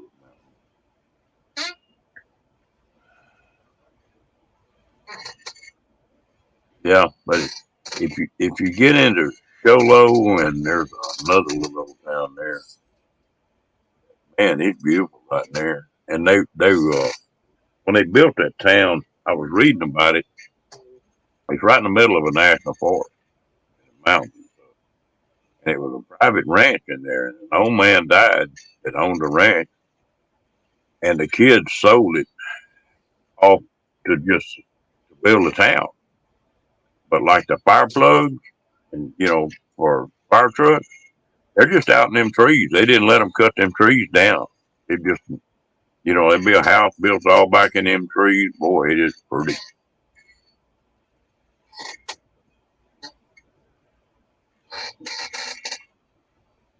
And Kathleen is sort of like me. When you run through that country so many times, I get bored with it pretty quick. I get bored with any of it pretty quick because it's not new.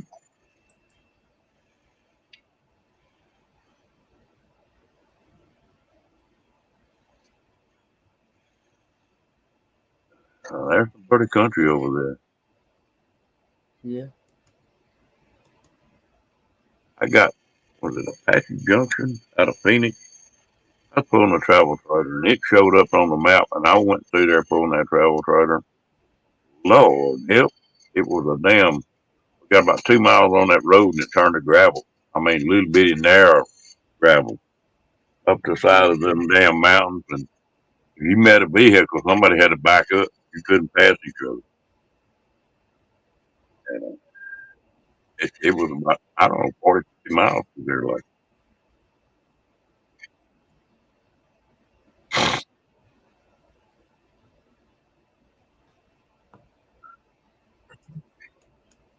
there's neat places everywhere.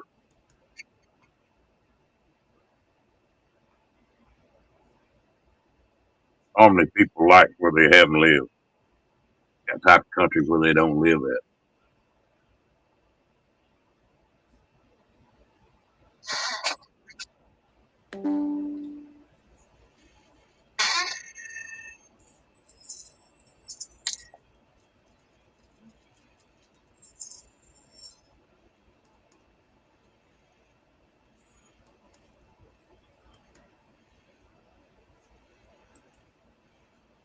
Yeah, it's pretty sort of nice around Flagstaff.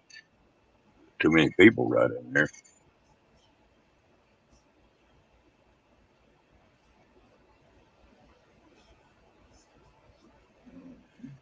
The wildest ride I ever had pulling a travel trailer was between Flagstaff and Phoenix. They got a bunch of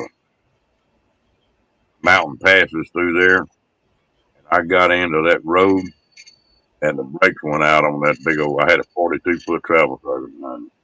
The brakes went out. I drove that thing on into Phoenix with no brakes on it. And I was sure glad I was driving a standard transmission.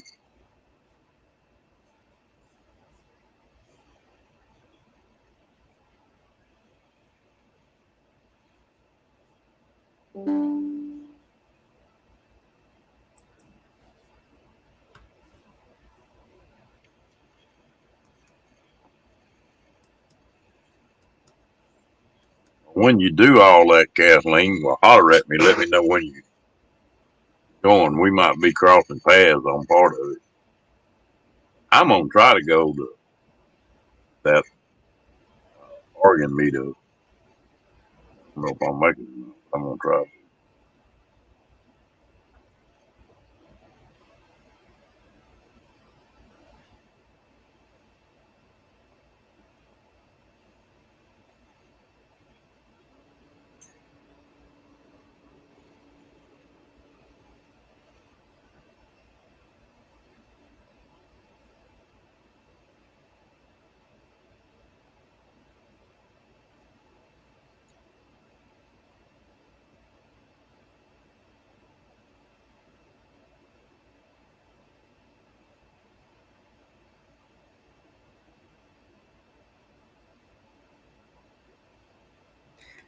I'd like to try to make the M22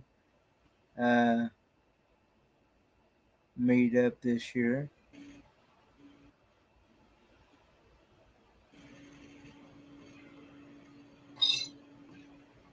The Michigan meetup. Yeah. I'd like to make them and then come down and make yours. I don't know if I can swing that long. Yeah. It'll be a lot of miles. Well, see, I still got to figure out I need to get a hold of Melnetta and see if because she was one that was trying to check on that one campground for me. Um,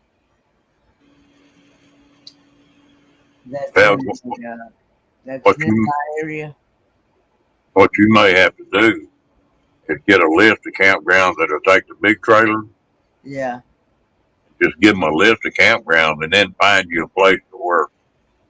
In one area, you could rent a pavilion or something, and they could just come from their campgrounds and meet up there.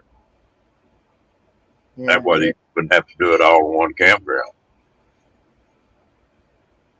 something.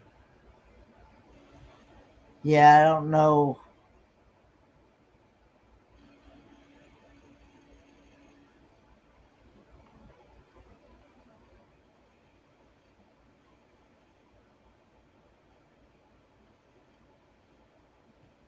Yeah, that's about what it would be for me if I went up to Oregon and then to Michigan and down to Tennessee and back to Texas. It'd be about 6 grand, maybe a little more. I know. I know what. I just have everybody. It'd be potluck for food. It'd be potluck. You know, everybody cook something. And for ones that's got the, because I know if I have food catered, Oh yeah, that's gonna be some big bucks, sir. oh yeah, you can't do that.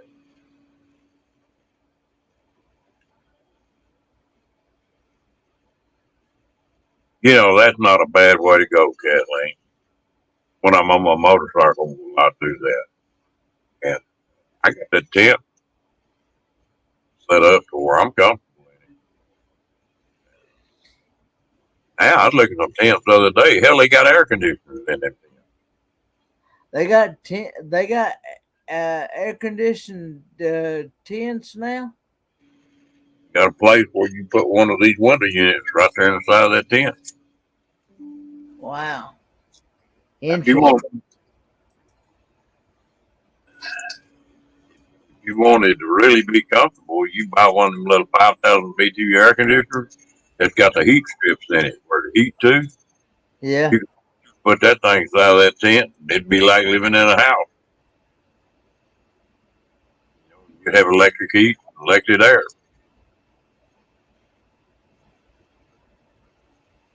And tents are, you can spend a lot of money on a tent, but the one I use on that motorcycle, I think I paid about 80 bucks.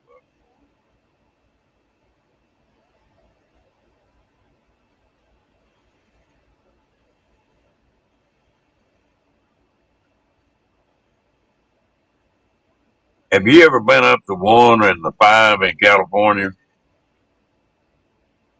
Yeah.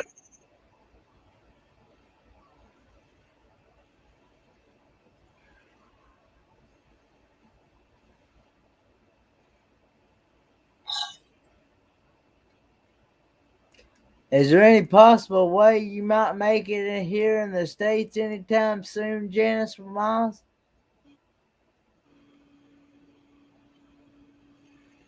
I'd love to be able to meet you in person, Janice.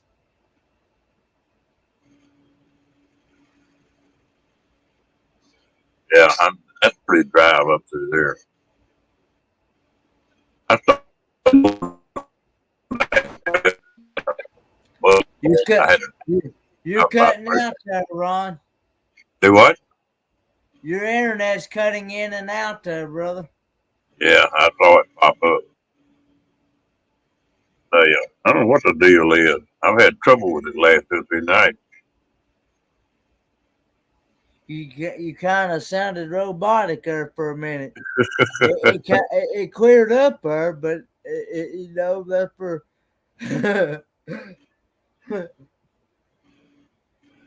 What I was fixing to say, I started up one and I got about halfway up.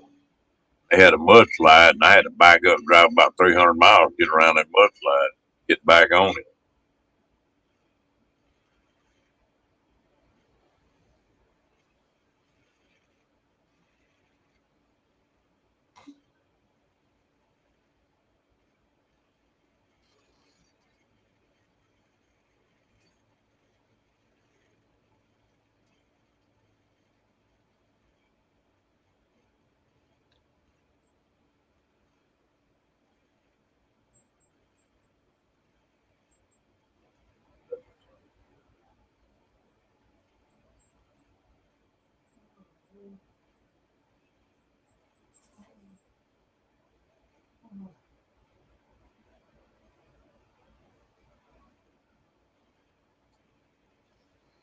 Did you look at that one of Arizona Dan? Uh, that trailer he built, that prospecting trailer. Say that again, Ron. Did you happen to look at that video where Arizona Dan uh, built that trailer, prospecting trailer he could stay in and had electricity Yeah, on it and everything? That's pretty yeah. neat. A to Z Outdoors, Dan. Yeah, Yeah. yeah. I seen that. Yeah.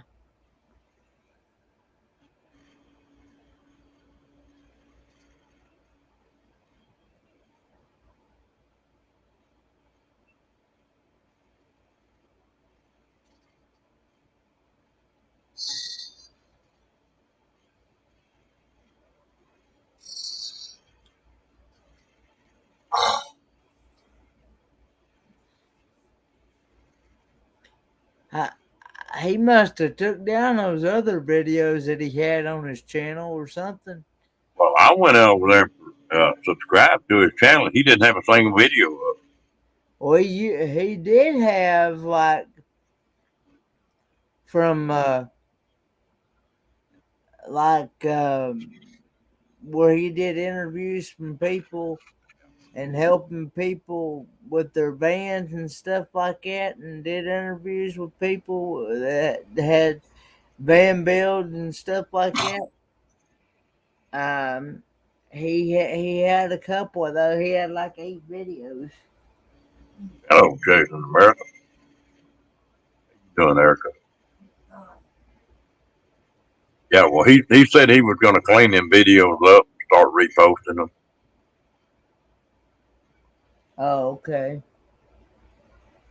Like I say, a couple of days ago, I went over there and subbed to him, and he didn't have a single video up then.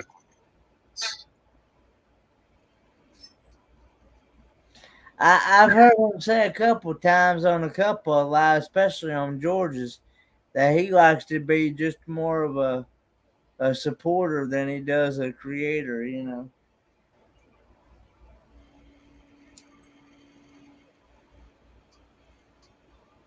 Yeah, I like Northern California and Oregon. Yeah. You doing all right tonight, Erica?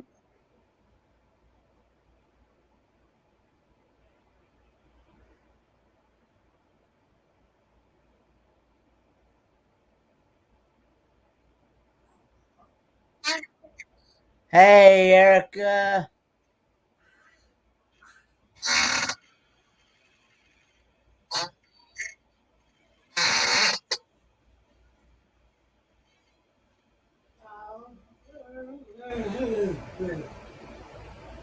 That was my dad yawning. He raised up a little bit, yawned, and laid back down, and he's going back to sleep playing. Yeah, I'm gonna have to do the same thing here for long. It's about 2:15 here. It's about 3:15 my time, Yeah, we are different. and I gotta get up here in just a short couple hours to go pay bills. Yeah, I got to do the same thing because I got to. The main thing I got to get tomorrow is propane. I don't think I'm gonna be able to work on due to us having to go pay bills. I ain't gonna be able to work on that thing tomorrow. I'm just gonna have to check it in the morning before we take off in it to make sure it's still full and refill it if it needs refilling. Well, yeah, I paid the bills today. But you know, that's something that's sort of funny. Since I started full time in this RV, hell, I haven't got any bills. So, you know, other than the internet and the telephone, I pay $350 a month, and that takes care of all of it. Oh, yeah. Well, I I kind of wished I only had that, you know. Well, I never have lived this cheap in my life. As cheap as I've Okay. been living. Yeah. So, when I was in the sticks and bricks, well, hell, $350 wouldn't pay your utility bill, electric bill, and water bill, and gas bill, and all that. Well, thankfully I'm on a budget plan, so it makes it a lot. It makes it a lot cheaper in the, especially in the winter months, and when you run your heat more. So I'm on the budget plan on that. So, um,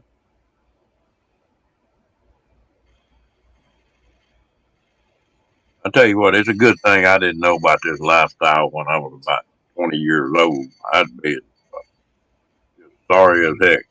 I'd have been a bum.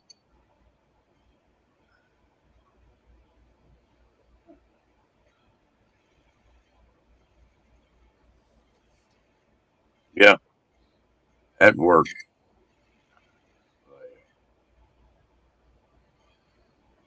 But like I said, renting this place here, and I got a pretty good deal here because I also got a medical corporal, and yeah, that's what I'm saying. It will let you pay in a quarter. That's 3 months, isn't it?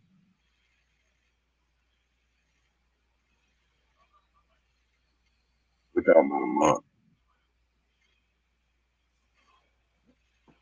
When I was in sticks and bricks, not counting taxes, it cost me about $500 a month on utilities. That's about what they average. that yeah, I there is one place where I can pay. I get most of my bills done at one place. I can pay my internet bill, my electric bill all at that one place, and I can also get a money order, get a couple of money orders for my bills. That's one good thing about me. I can I can Well, go I can go to like advanced 24/7, and they they can pretty much take care of most of my bills. like I say, I've got an internet and telephone. That runs about 140. So basically, I'm living on $500 a month. Grocery.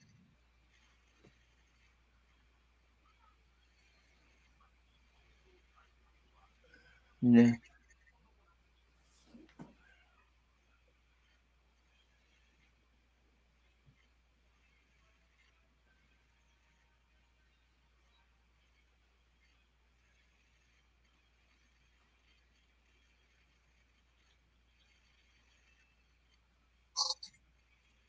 I've tried that ice cream up there, but if you're ever back in Texas, try some Bluebell. I think it beats that other kind of old feed.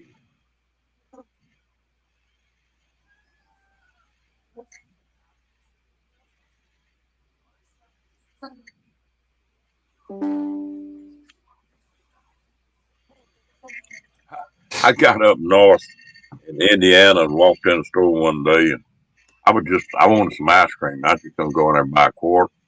Yeah. I walked in there and I started looking at the brand, and Yeah. the one that cracked me up, there was one ice cream in there called a Funky Monkey. Funky, funky monkey. Yeah, that was the name of the ice cream. What did it have in it? What did it taste like? I wonder. It was good. It was good ice cream. Hmm. Huh. Interesting. Yeah, mine were higher than that, Kathleen. Mine were about 2,700 a month. I mean a year.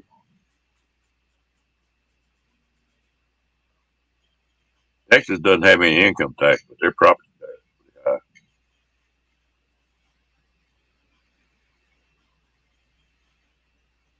Yep, Bluebell.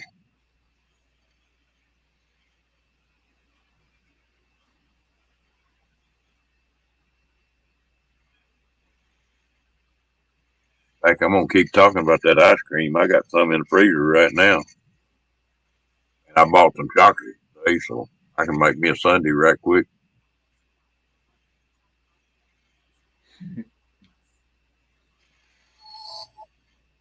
Yeah, Bluebell does make good ice cream.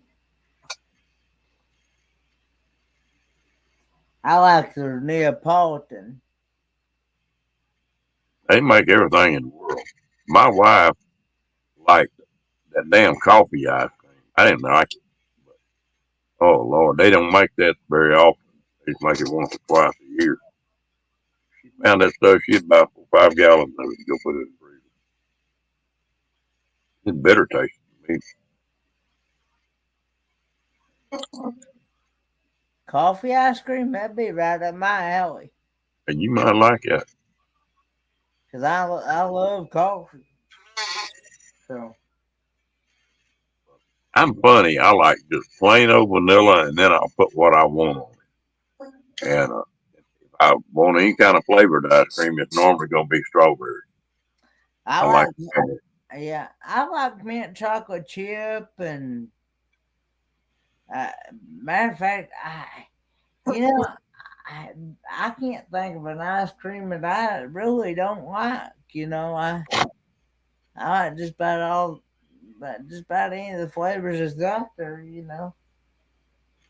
I'll take and get to messing around, and I'll buy these fruit cups, like got cherries and pineapple and all kind of junk in them. And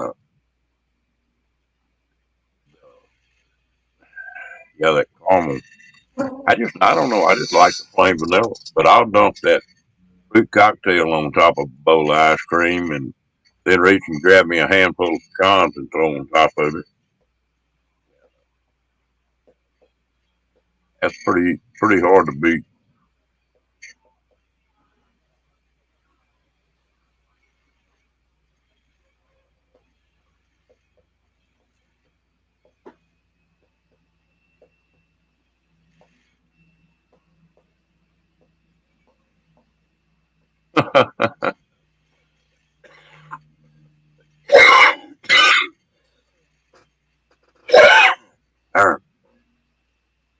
Rocky Road. I hadn't even thought about that.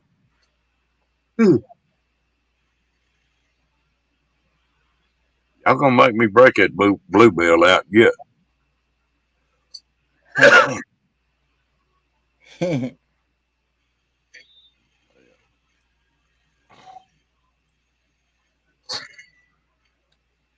Your husband's favorite is Rocky Road. Yeah, that's good stuff. Man, y'all making me hungry for ice cream now.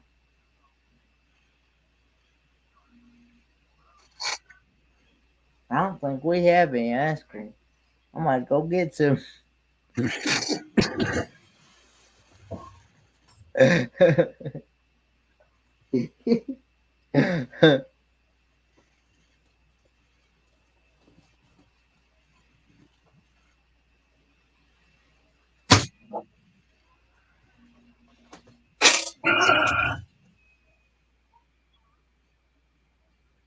There you go, Kenny. Oh, mouth water now.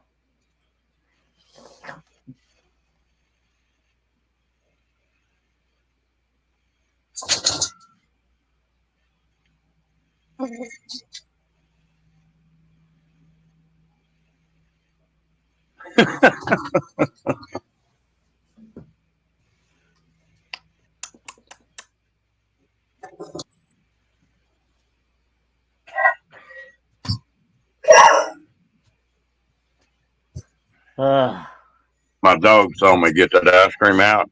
mm-hmm. And here he came because every time I eat ice cream, well, I give him just a little bit in the bowl.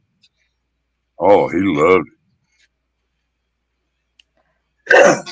You might want to be careful about getting him too much because you don't want him to get diabetes. it. No, I don't give him enough of that. He be a little big like that. Yeah.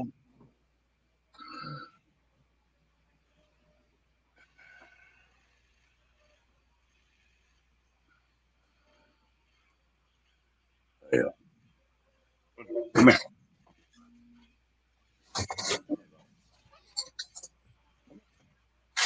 Come here.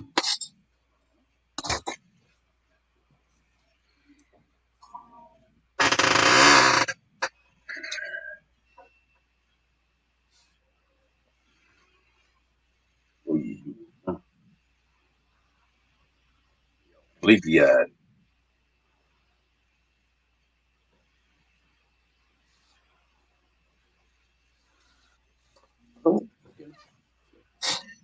That is a beautiful and cute dog. That's my buddy there now.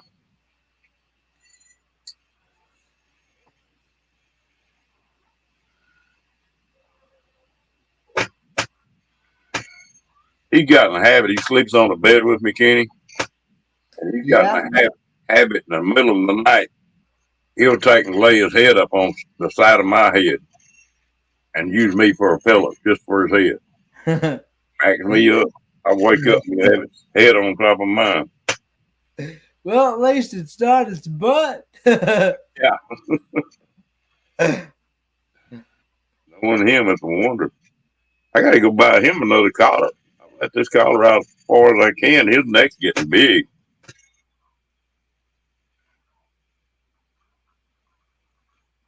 He's a good dog. Watch you, Kenny. Yeah. Yesterday he caught a bee and it stung him in the mouth. Now you, yeah. And now, boy, you can buzz like a bee and he comes unglued. That's all I got to do is buzz, and boy, he just.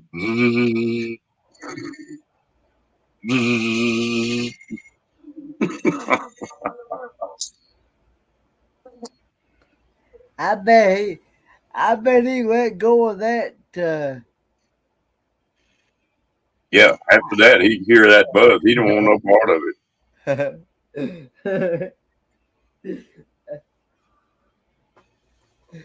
I bet that's the one and only time he'll ever grab one.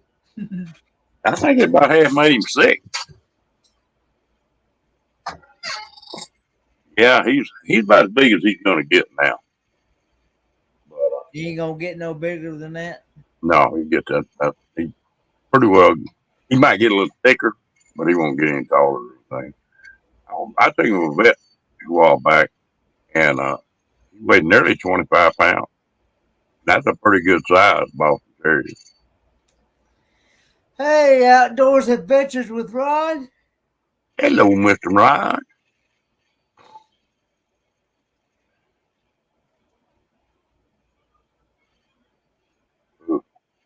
That's tough, Nicole. I lost one here about 6 months ago. I know what you're talking about.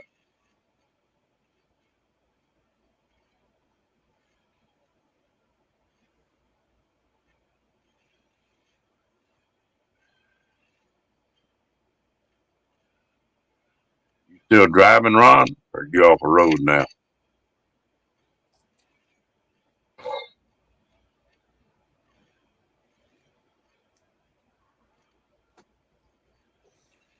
I had a couple little dogs that were like that. If they was outside, they grab a bee. Well, they let it go real quick. It stung them big. They didn't keep it long. I had a lab that would catch them. He'd kill them. I've seen him get stung in the mouth and he'd just be spitting and raising sand, but he wouldn't turn loose of them. He'd go to chomping on them and kill them.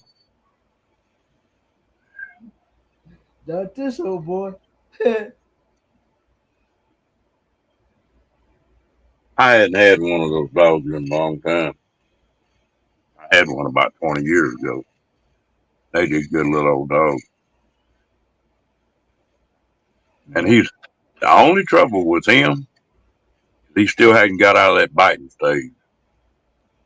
You'll be walking, you can hold your arm up like that, and he can jump that high. He'd jump up there and bite you on the back of the arm. Yeah. And little old teeth are sharp. Yeah, it must be that puppy stage still, or something like that. Yeah, well, he's just 6 months old. So he's still a puppy. He's getting better about it.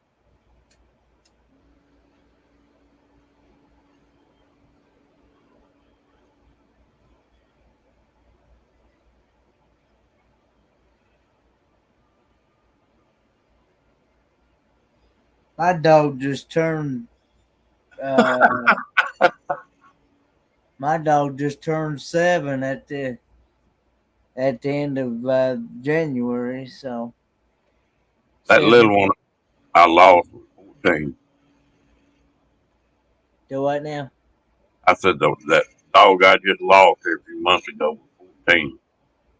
Yeah. He had a pretty little fight. Good morning, Cookie. Hello, Cookie. I promise I won't ban you today.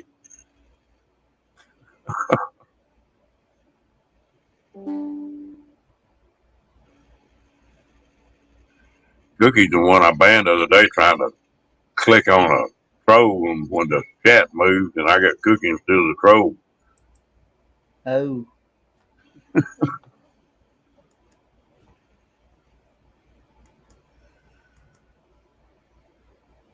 Yeah, I saw where Chasing America just dropped another video.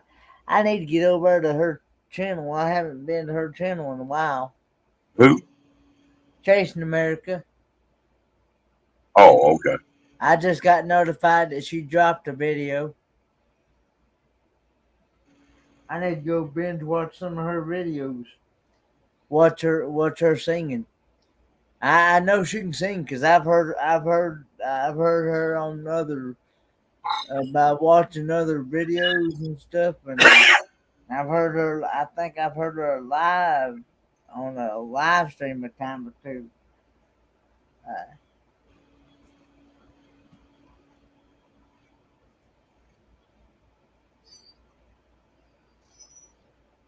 Uh, Okay, Cat. Enjoyed it. I'm thinking do the same thing, I think. Good night, Cat.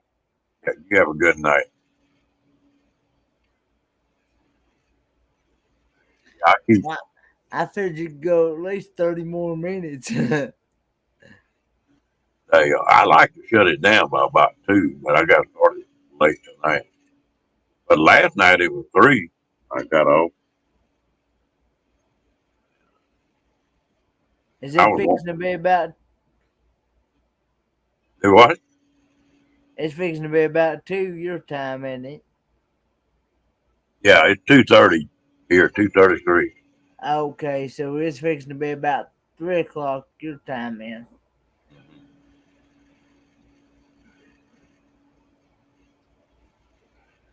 Janice, you sound like me. I used to sing at the house, and all my dogs got where they go get in the closet and howl every time I started singing, so I quit.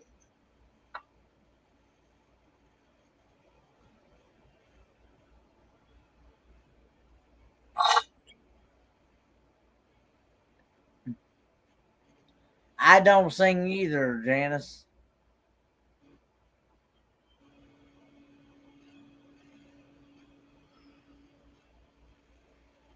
What's that old saying? Couldn't carry a tune in a bucket.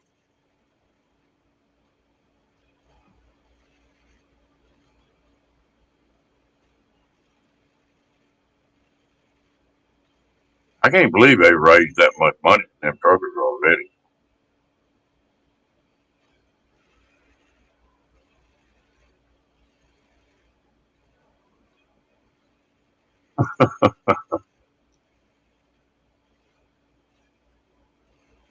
Do Well, you it want coffee or tea? depends Well, on if you're going to stay up any longer.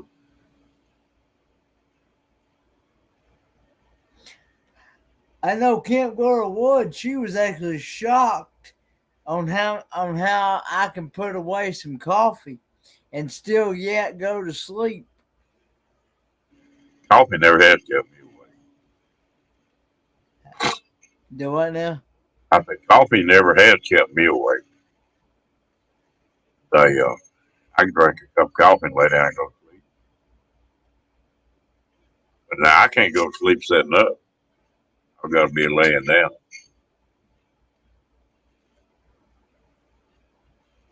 Yeah. Janice, that's about the only thing I could get to clear my throat and chest up.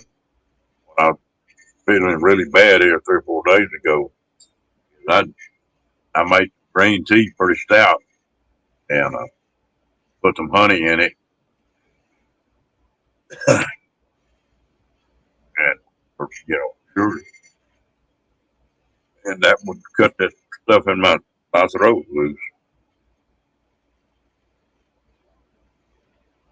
I'm not a hot tea person.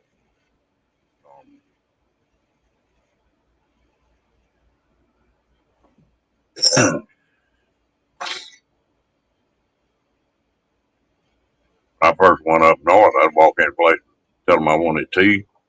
They'd bring me hot tea. And no, I want iced tea.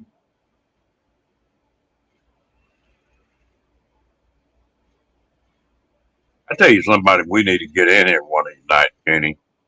What's that? Oh, you know Aaron Jameson? Yeah. He is funny. He cracks me up. We need to get him in here one of these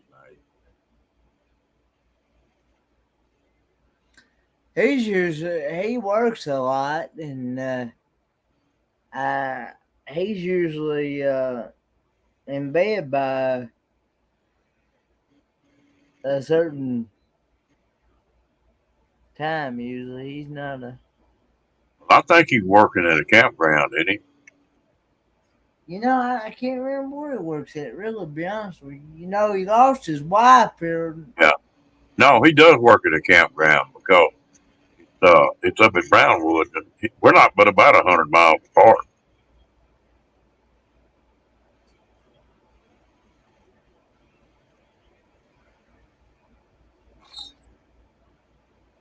Come to Texas, you better tell them you want hot tea because they'll damn sure give you iced tea.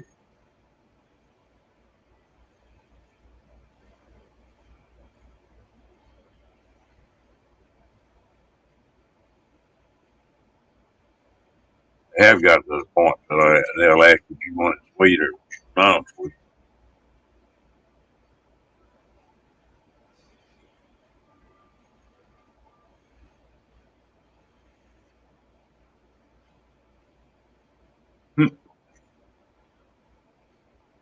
Barefooted, you walking all right now? Got that pretty well straightened out. Yeah, I was going to ask you, Dana, how's your foot doing? I meant to ask you that earlier. I knew you'd had issues with it a while back, and you was getting some issues. And you was getting those issues resolved, and the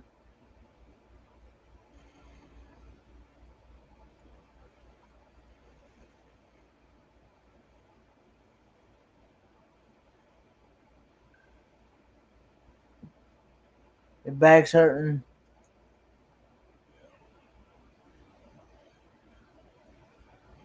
You want to come up, Dana? Or anybody else? I love to have you up here, Dana. Do what? I said I'd love to see Dana up here. Of course, you'll have to kind of space us out there a little bit because when she comes up, it'll cut me half off. Yeah, Dana's cool. I met Dana a long time ago.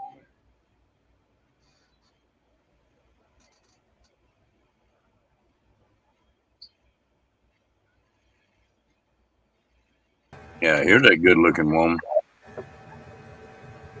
Yeah, I'll go this way and let Sophie be in the ground. Oh, one. Yeah, Hey, Dana. Hi, Kenny. Love you, hon. Love you keeping an too. eye. Do you have YouTube open? Let me check. Love you, hon. Yep, that was me. Okay. So, yeah. No, I was asking you, can you walk all right now, Dana? Yeah, Everything? actually, really good. Really Yeah, good. that's I still can't put my boots on. I'm still wearing slippers. But had I not had to have that toe cut off, I probably would be doing fine. I put shoes on way too soon and caused the bone to get all infected. I had already broken it, and so my pinky toe got all infected, and they had to cut it off. So, yeah. sometimes that's the best. But no, the foot's healed up nicely. Yeah, that's good.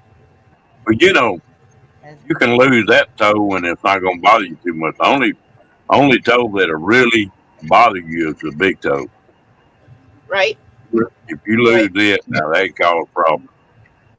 I will That's what. say though that being a barefooter, I grip the ground, and Yeah. as long as I'm still able to grip the ground, which I can, so it's a little different, but Anyway, I just thought I'd come up and tell y'all that I'm healed up nicely. I can tell, during the cold, it hurts like a bugger, but at least I still have a foot to hurt. Yeah, here you go. It's like my thumb. If I mess around and that thumb gets cold, where it's still broke, it goes to turning blue. Now I got to do something then. To get somewhere where I can warm that hand up. Yep. Thankfully you still have your foot, not like my dad lost his left one. I don't know if you heard me say that many times before or not. Mm-hmm. He lost the foot and the leg, so Right. So he's having to wear an artificial leg just to get around. Yeah. We saw that when we saw that the toe was infected. I mean, we didn't even really waste any time. She immediately put me on heavy duty antibiotics, and then said, let's just not play around with it. We've done so much to save the foot. Let's go ahead and take the toe now before the infection spreads, because I guess it spreads really fast in your bones. Yeah. So, I mean, they're still keeping an eye on me to make sure that it hasn't spread any further into my foot. So. Sound like you're doing good. I'm doing good. Yeah. My dad had a big place come up on the big toe of his left foot. Instead of going to the hospital right when it started, he put it off for too long, and the infection started getting all through his bloodstream and everything else. And man's lucky he's alive. Well, they told him that they first told him that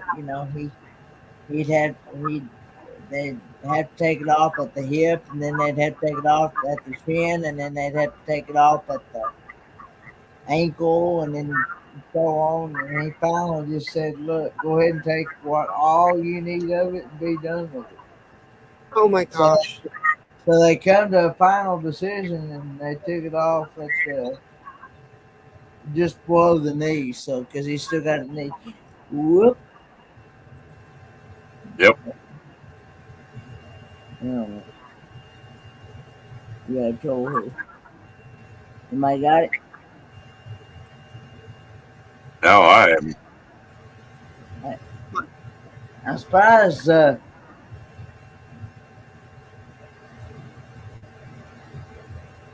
is. But I'm surprised Fairy Dust or Janice didn't see that. But yeah, he's got a knee in the stump now. Well, at least he's still here. That's what I tell myself. I'm grateful I've still got my foot. I'm still alive. Didn't kill me. I went in before. My daughter had been bugging me because there was a small sore on my my toe, and she'd been bugging me. Ma, you need to get in there. You need to get in there. You need to get in there. And I put it off and put it off. And then she's at work one day, and my nurse that was my wound care nurse, who I had seen every week, she come in and was drinking at the bar. And Katie and her got to talking, and she told her that, Ma's got a sore on her toe. Well, she come out to my van and told me, I'm working tomorrow. I expect to see you. I'll tell Doc you'll be in. So, of course, I had to go in. And thank God I did. So yeah, I'm stubborn like your dad. Does he have diabetes? Yeah. Yeah. Well, he's also got a detached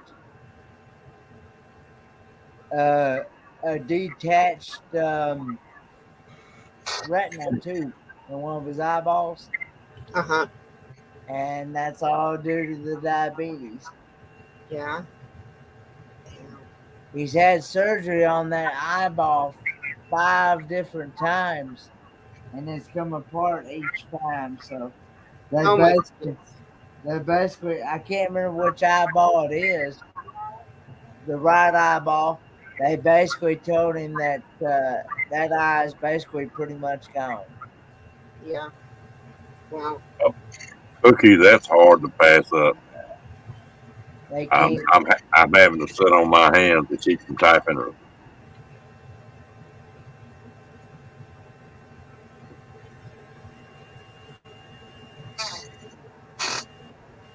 And they can't.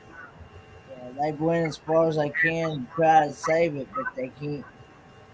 They can't do nothing for it. So. Yeah. But they're trying to keep the other one from doing the same thing. Right. As they said, a lot of times when one eye goes like that, the other one likes to go with it. Macular degeneration. Yeah. Yep.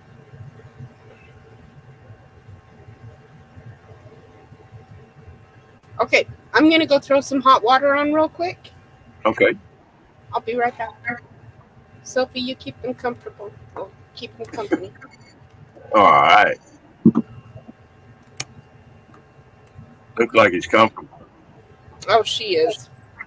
She's got all of her toys down here. She brought them down from her stashed area. She's getting used to Mom being back online again.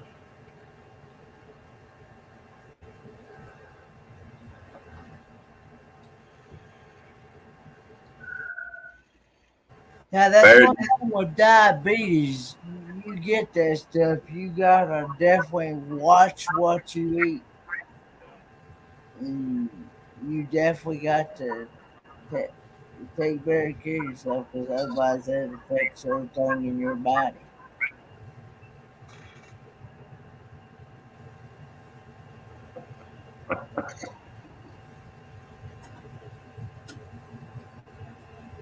Yeah.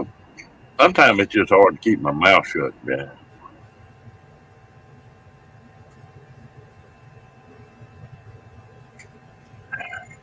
But, there's a bunch of different kinds of diabetes.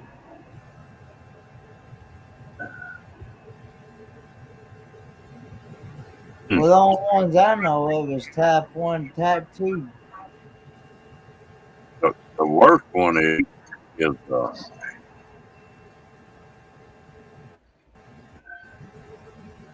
It's the Sophie can. the worst one is juvenile diabetes. Where little kids get it, they got to live with it all their life. That juvenile is the hardest. Oh,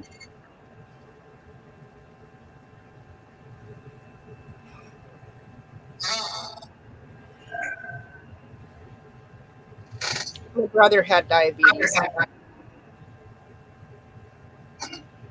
And I guess diabetes and pneumonia don't go very well, especially when you're detoxing and taking yourself off of drugs that you shouldn't have been on.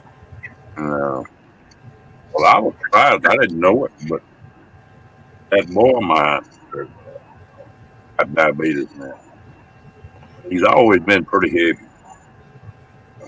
Never could lose that weight now.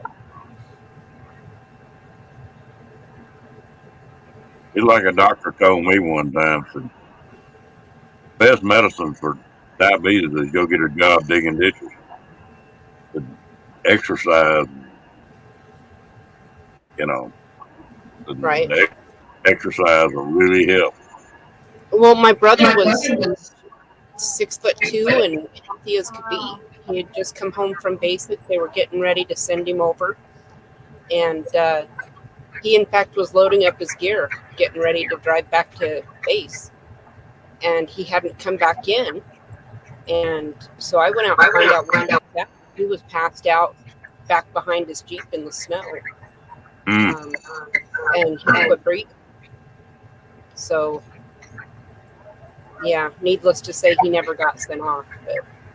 But he kept himself in good shape, and he managed it quite well for a few years. But then he and his wife, I don't know. Anyway, all I know is that he called me one time shortly before he passed away and admitted to me that he had been using, and that he felt really bad because he knew that I had gotten off the drugs, and he had seen what I had gone through, and for him to even think about getting on them and blah blah blah blah blah. And I was like, brother, as long as you're quitting, Well, I guess he ate a bunch of people to try and work his way off the drugs, and then he got pneumonia.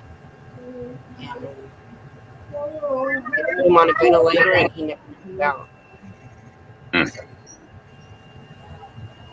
I've had several buddies that died from it, but all of them had juvenile diabetes, and they'd eat anything they want to eat. They go eat a piece of cake, piece of pie, whatever, and then they can go take a shot. You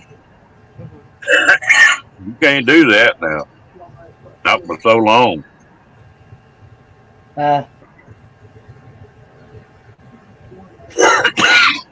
Janice, That's what killed my. 5. That's what killed my mama, because she wouldn't. She let her sugars get up to like 600-700, and sometimes they get to where they'd be so high wouldn't even register on the glucometer, and she'd eat anything she wanted to, and doctors and stuff would tell her, said, you're gonna have to quit eating this stuff, but she wouldn't listen. And she wound up putting herself into a grave. So No, that's bound to be tough. I know when I was driving, I got up 265 or something like that. yeah, I was 9 years old at the time. Actually, I was 9 years old at the time when my mommy died.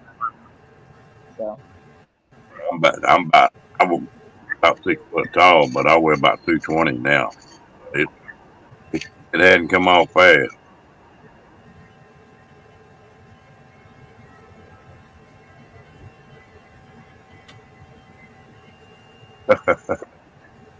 That's what it takes. None of it get enough exercise, really.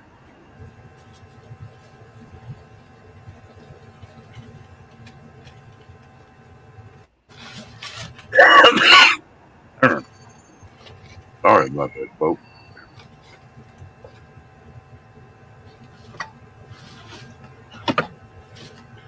I'm hoping to keep myself in good enough shape this spring that I can go out and play this summer. Trying not to do any more damage, trying not to get all stressed out and have any seizures. I want to be able to go play. Yeah. you want to be able to travel, don't you, Dana? Yeah, at least through Alaska. I know they won't let me go through Canada. Yeah. If I ever go back to Alaska, I've drove up there 3 times. If I ever go back again, I'm gonna fly and rent a RV up there instead of driving. Yep. And it's just about as cheap.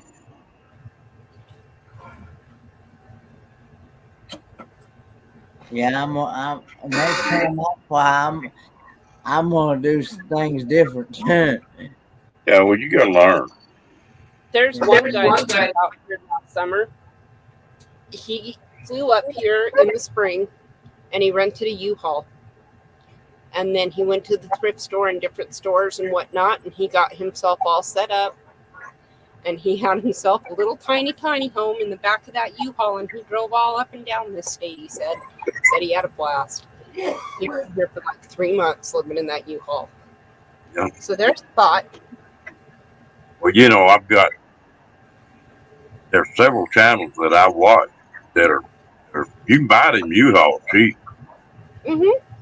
And I think I looked at one other day that I think it was a 10-foot box on it. And that thing was $2,900. I thought about And you could buy a bigger one, but they still weren't very much. And you could buy one of them 20-foot boxes, about $5,000. 20-foot box, a big old box. And, but they're making some fancy RVs out of it. Yeah, they are.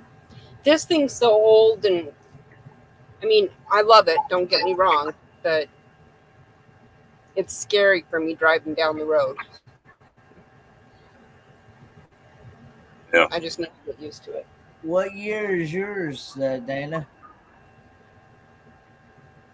I think it's an 84. 84. I think. I could be wrong.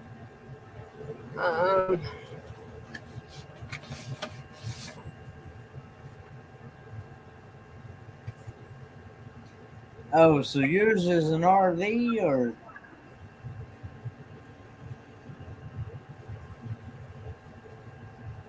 In motorhome. 1997. It's a 97 Chevy V8. Oh, okay. Yeah. And no, it's one of those, it was a delivery truck of some sort. Had the sliding back on it and everything. Got the weird passenger seat that folds up and everything. I took that out already.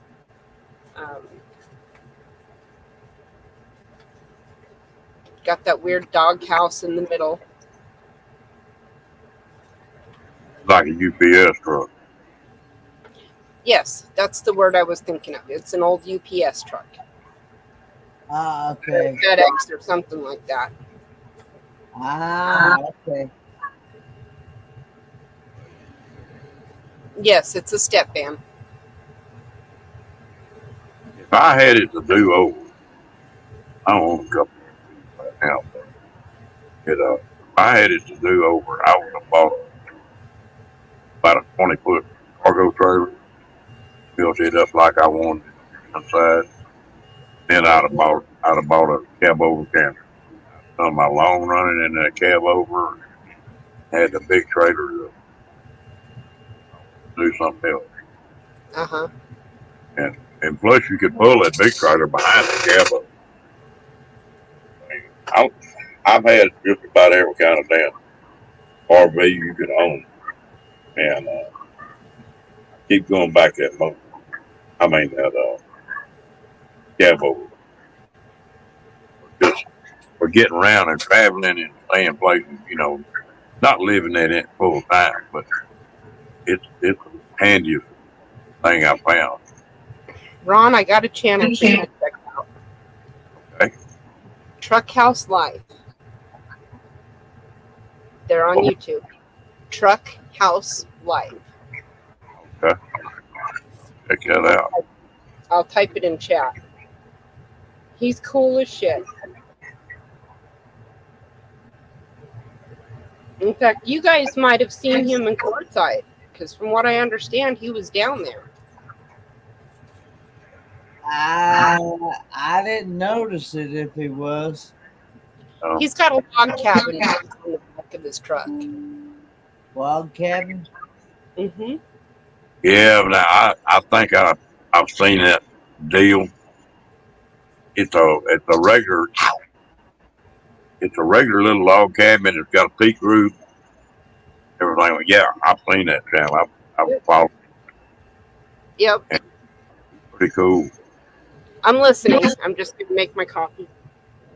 So it's pretty cool. Yeah, I've had one cookie. I bought a 7x14 cargo trailer and built it out. I really liked it, but it wasn't quite big enough. And so the ideal size for me is an 8.5 by 20. The only thing you want to do in that. And it's still not heavy. I think I checked the 8.5 by 20 and it weighed 3,600 pounds. That's not very heavy. Still got a lot of room in it. Because half the stuff in these damn RVs you don't need. You know, just and like the cabinets in these RVs, they build these damn cabinets and pantries and stuff. You know, they're that deep. They're 18 inches deep. Well, you can't ever get to whatever's in the back. Yeah. Thank you, Renee. When I built that cargo trailer up, I made all my cabinets 12 inches deep. That was nice to see what was in there. Yeah.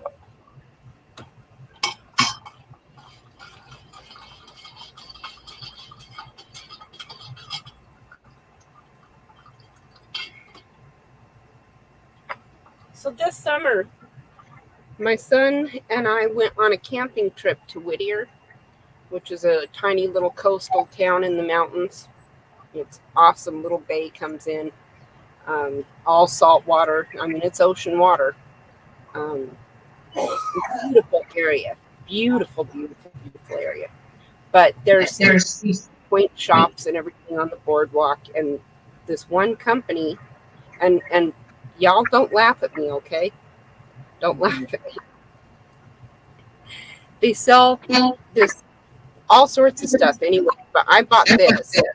It's Cocktail 11, and you use a few drops in like your drinks, your mixed drinks, those that are bitter, like gin. It'll completely take the bitterness out and makes it taste really good. But a few drops in a strong cup of bitter coffee, and all it is salt water. Ocean salt water. They've ionized it and processed it and whatnot. But yeah, a few drops of this stuff and a good bitter cup of coffee. Oh my gosh. It's I love it there. It's also really good gin and tonic.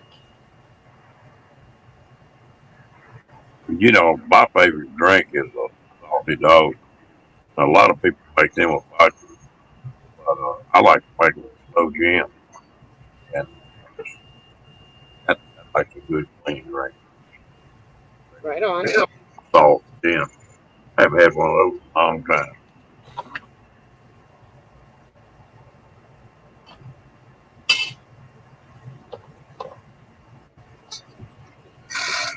I make really strong coffee, so I found out about that. She told me that it takes some of the bitterness out of strong coffee, and I thought, oh, perfect. So Yeah. I went and made myself a cup of my coffee, and boy, did it ever! I found a whole new love for my coffee time. There you go, Kenny.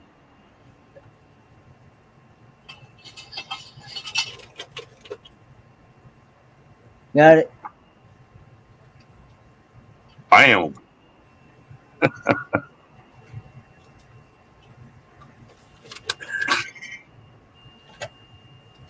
One of the worst chilling outs I ever got in the damn service over one of those big coffee pots in the hospital. And I got bored one night when I was on duty and I pulled that thing down and cleaned it.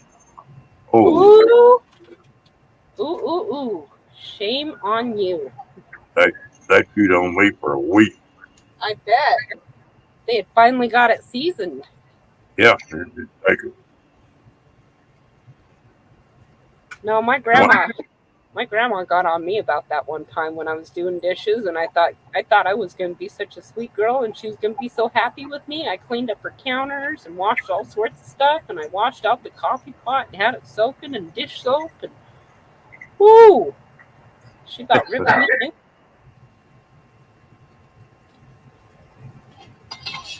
You know, the best coffee that I make is I've got one in Mr. Coffee, and I tried them French because I don't care for them.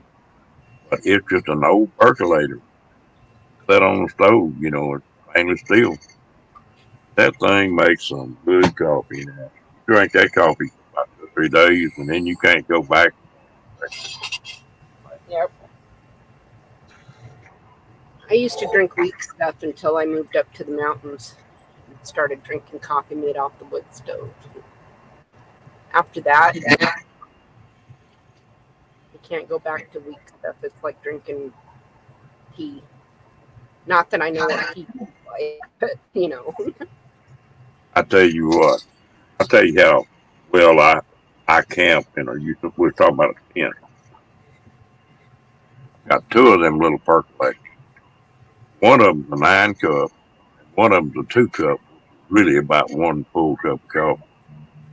And I'll rig both of them up the night before, and I've got a little small propane stove, and I'll have it sitting there. And I can light that stove and never even get out of that sleeping bag. And I'll put that little coffee pot on there, and it perks quick.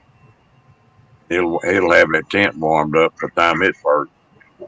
And I'll pour it up and be sitting there drinking that while I'm at 9 cup. And that tent just be warm as toast. I hate getting up and going. But I hate being uncomfortable. True. Okay, I'm gonna turn around while I do this.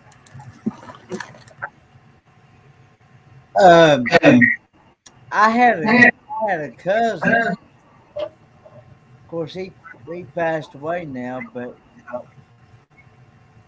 he'd make his coffee so strong. He put like almost a whole container of coffee in one pot at one time. It'd be so strong you could probably smell it a mile away down the road. I can't stand strong coffee like that. Yeah, well, don't go down to Louisiana then. They got that damn coffee on the coast down there in Louisiana. And first time I went down there, they brought that coffee out, and it looked like a teacup, like a kid playing a tea set. That was all the coffee, little bitty cup like that big around. I thought these guys are idiots. And the time I got through drinking that coffee with all that chicory in it, it's so damn stout, it knocked your head off. Oh yeah. I got turned on to chicory coffee. I worked at a Little New Orleans in Anchorage, and he served custom good, what you'd find in New Orleans, including chicory coffee. Oh, It's too damn stout for me, boy. one little cup of that, and you'll be going all day. Oh yeah. And I tried.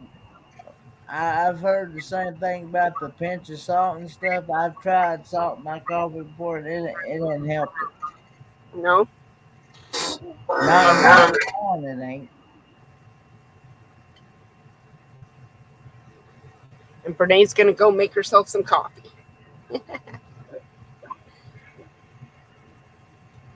Yes, Janice, it would definitely dissolve a spoon. Oh, but it was good. Every time I think about making coffee, there's an old man that took me under his wing, taught me how to fish and all about that river out there. He was a commercial fisherman. He made his living catching fish on that river. We'd go out there camping. His idea of camping, you'd take a wool blanket, go buy a new paint can, and put some coffee in it, and we'd each carry a cup with us. We'd get down there on the river. He'd go dip bucket full of water out of the river, take a handful of coffee and throw in it, set it on a campfire, set a stick across the top of it so it wouldn't boil over, and just what they call cowboy coffee. Yep. So, and wouldn't carry no food down there. You didn't catch fish, you didn't eat. I miss those days. I can't handle chicory coffee either, Cookie.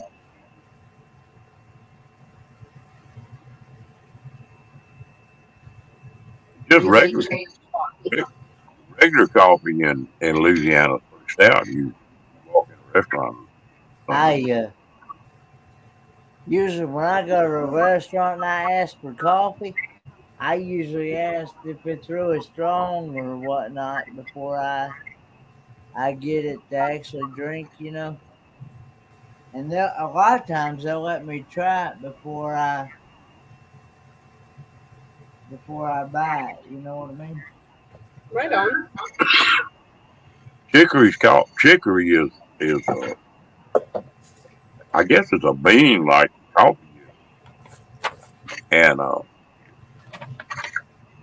they put that in the coffee down there, and it makes that coffee so damn stout. You can't hardly drink it. Cookie, is that a bean too that they grind, or what is chicory? I don't really know. I thought I had heard it was bark, but I could be wrong. It always came in a bag to us. You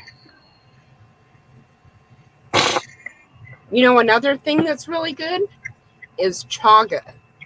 Chaga tea.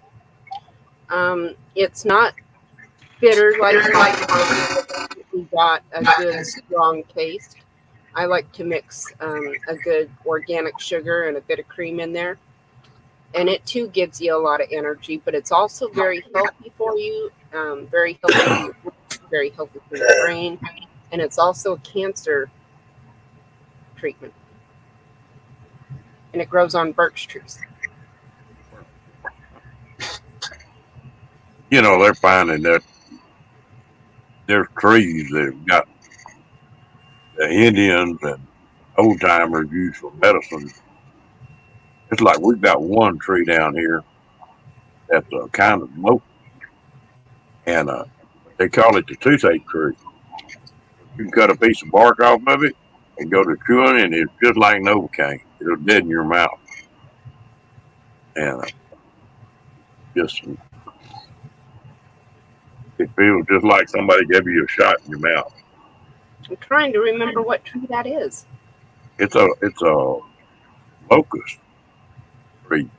It's the same tree that giraffes eat the top out of. Damn thing I have thorns that long on. Okay. It's not COVID, folks, I promise.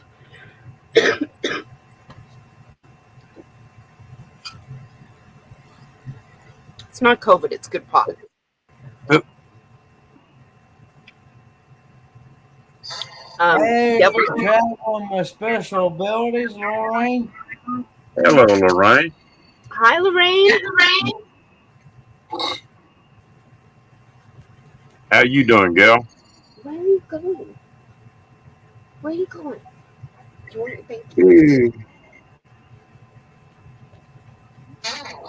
Are you digging to China?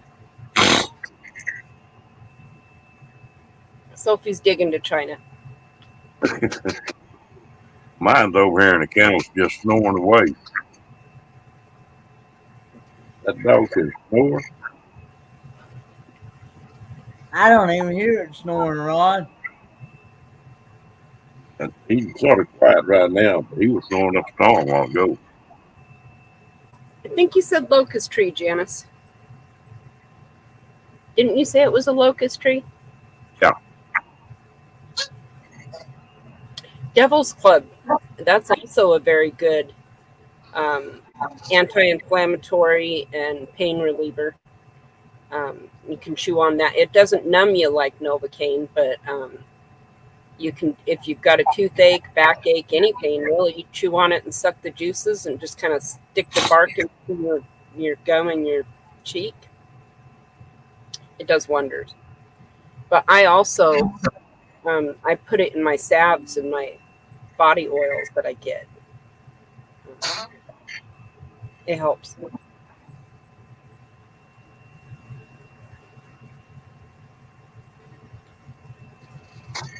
Yeah, I know they used, when they couldn't get coffee, they used, old timers used chicory like the mountain men and stuff. That was what they had instead of coffee. Right.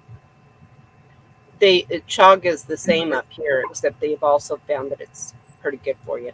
Which I've heard that chicory's also got lots of healing abilities to it as well. There's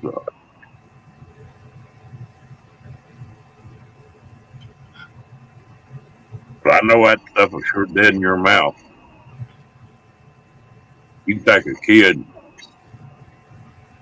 cut him a little sliver of it off, tell him, here, chew on that for a minute. Boy, they'll be going. It's dead in their mouth, and they can't figure out what's going on. Thank you, Brene. She Yeah. Googled that chicory, some kind of daisy family, a weed or plant. Awesome.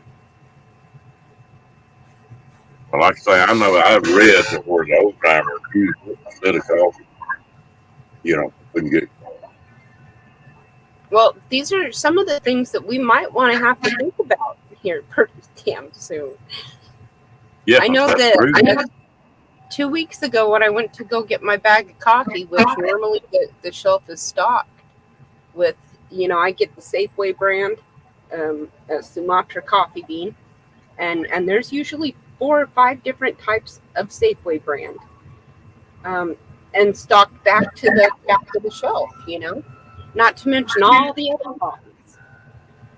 And when I went and got my coffee the other day, there was one bag, I got it, of my Sumatra, and as far as the rest of the stuff, it was depleted as well.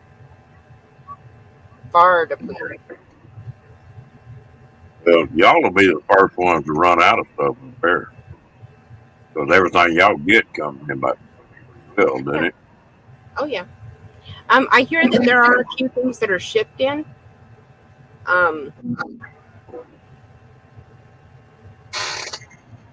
But, I also hear that they're going to start a convoy in every state.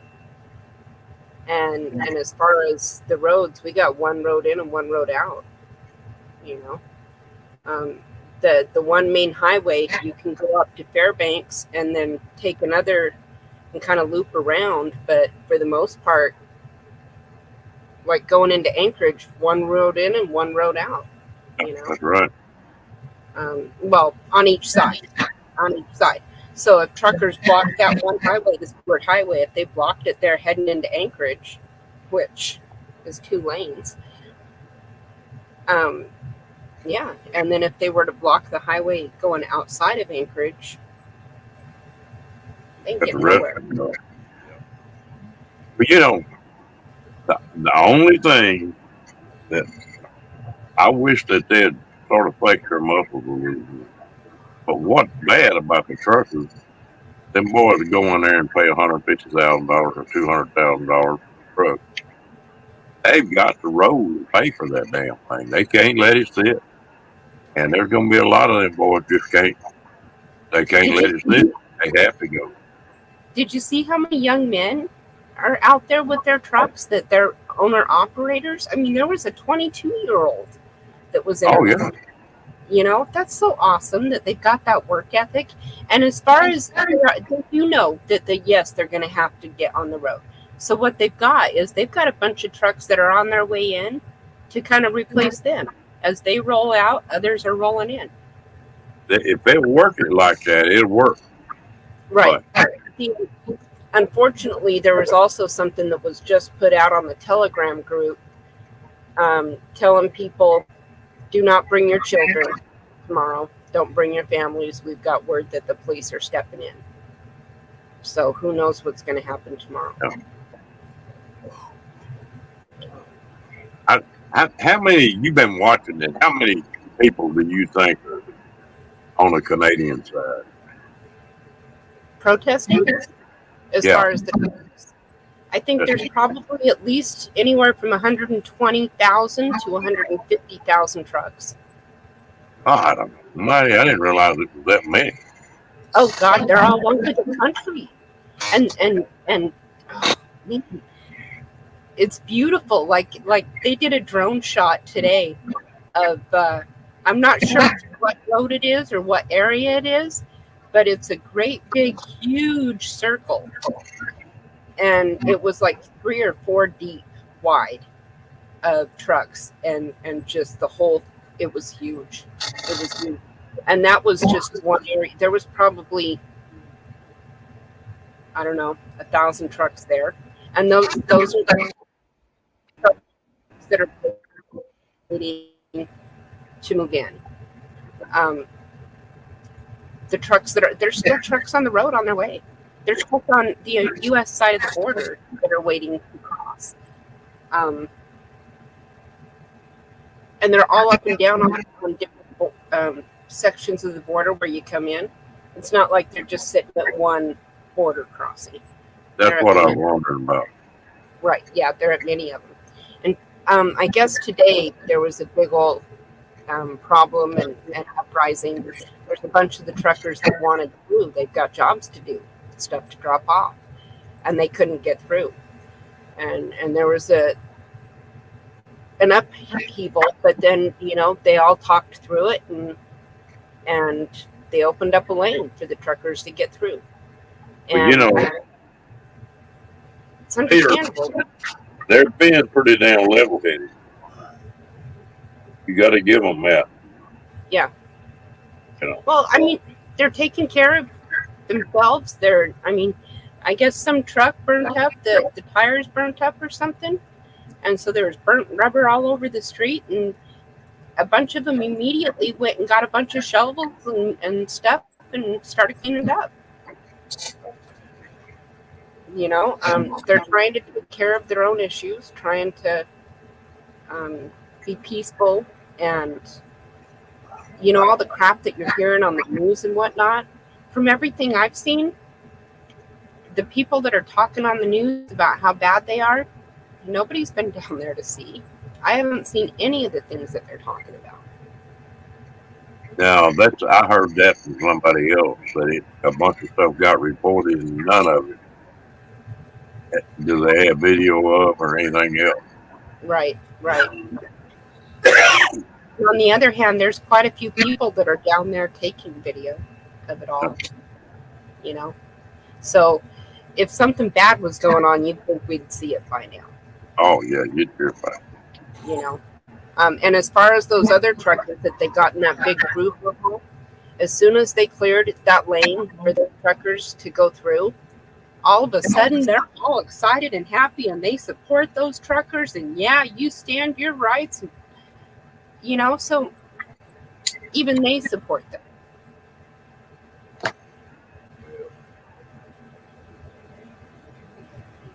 Truck, yeah.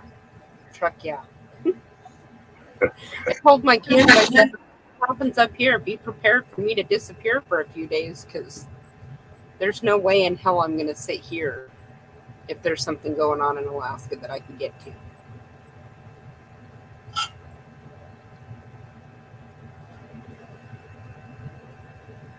And the shelves are already running bare, but sometimes it takes going through some shit to come through on the other side. Well, they said Canada shut the border down, or it's closing the border. They say Canada had shut the border down now. Has it now? They said. Of course, you hear everything,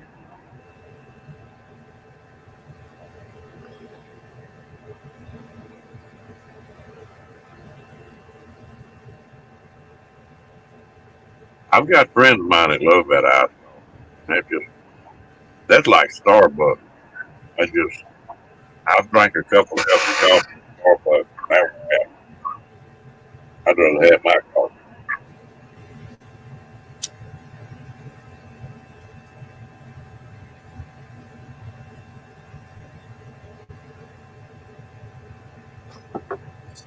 You asleep, Kenny? No, I ain't asleep. I was actually watching the premiere video. Ron, so far they have 9 million. Over 9 million. And apparently GoFundMe has they've decided $1 million to them. But Canada is trying to step in and take over the money and say that they need it to clean up and take care of after the truckers, that they deserve it, not the truckers. I wonder where that GoFundMe is based out of, United States or Canada or. I don't know. That's one thing I don't know. If it's in the United States, they're gonna have hell trying to get in. Mm-hmm. I do know that a lot of it they're co-organizing. They've got organizers in the United States and in Canada. And I did hear that as soon as they accomplish what they went to accomplish in Canada, they're on their way to DC. I don't know. Here's what I do know is I hope that this whole thing will give some of us Americans our balls back. Because on January 6th, they snipped a lot of them. So I think the American truckers would go with them in a heartbeat. I don't know how many American truckers were there at the border. There quite a few, or I heard there was 12,000 on their way. I don't know how many are at the border. I know that we've got Americans on each entry to the border.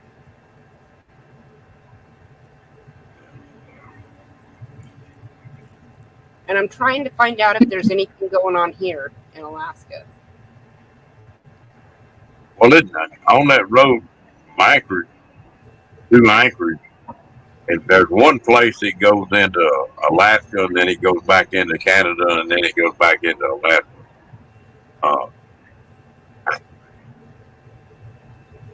There's only one entrance into Alaska from the Canadian. Yeah, this is the highway I'm talking about, the Alcan. And yeah, that's up by Fairbanks. There's one place you go into Alaska, and then come out of Alaska and go back into Canada and drive a few miles, and then you go back into Alaska. It's right on the border. Yeah. Crazy. I got stopped right there going to Alaska, pulling a travel trailer up there, and I had a shotgun in the truck. It was legal. I had to fill the papers out on it. Yeah. There you go. Hello. Hey, Hello. Outdoor Adventures with Ron. What do you know? Howdy, Kenneth. Long time no see, brother. Yeah, it's been a minute. Been forever since I seen Dana. I just saw you the other night. Been like, what, 18 hours? I was going to say, didn't I just see you yesterday? Yeah, I told Katie that I'd been getting back online, and she's like, yeah? Are you just sitting there staring at chat like you've been doing? And I said, no, I'm actually getting back online on the screen. And she's like, really, Mama? That's great. She didn't say not to stay up all night, though. He hears your voice, Dana. Uh-oh. Yeah? Tell him hi for me. Dad hears your voice. Tell Dad hi for me. He says, hi, honey. He's half asleep. Now, there's... He's half asleep, half awake. He's not sure which. Well, the channel I was watching yesterday and today on YouTube was the guy said that he was staying tonight, but tomorrow he was leaving and going to Washington. So, who's this? Hill's his last name. He was a professional fighter for Canada. He was in the Olympics. I can't remember his first name, but he didn't have that many people watching. He was doing it on Instagram, and he only had like 300 and some people watching. But one of his friends was restreaming it on YouTube, and on YouTube, his buddy had 13,000 watching. Damn. Was it I mean, he was telling everybody, restream it, go for it. I don't mind. Was it He War said, if you make money on it, is it what? War Campaign? No, his last name was Hill, but VidStorm was the one that's restreaming it. Okay. Yeah, I watched VidStorm too. Yeah. But War- he told everybody restream it, and if you make money on it, then I don't even care. He said, I just want people to watch it.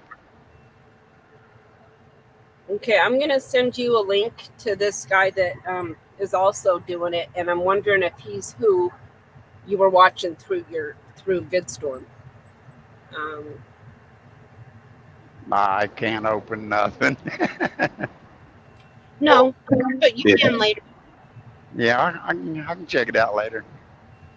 No, I'm just trying to figure out how to do that. So Okay, Janet. You can text.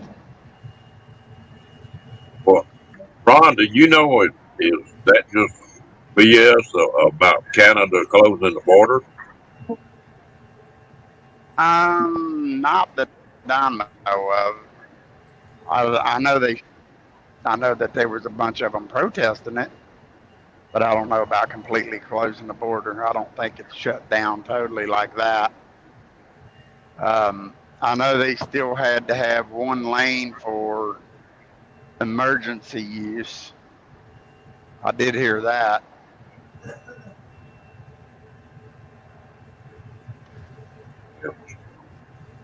Gonna be interesting. Yeah.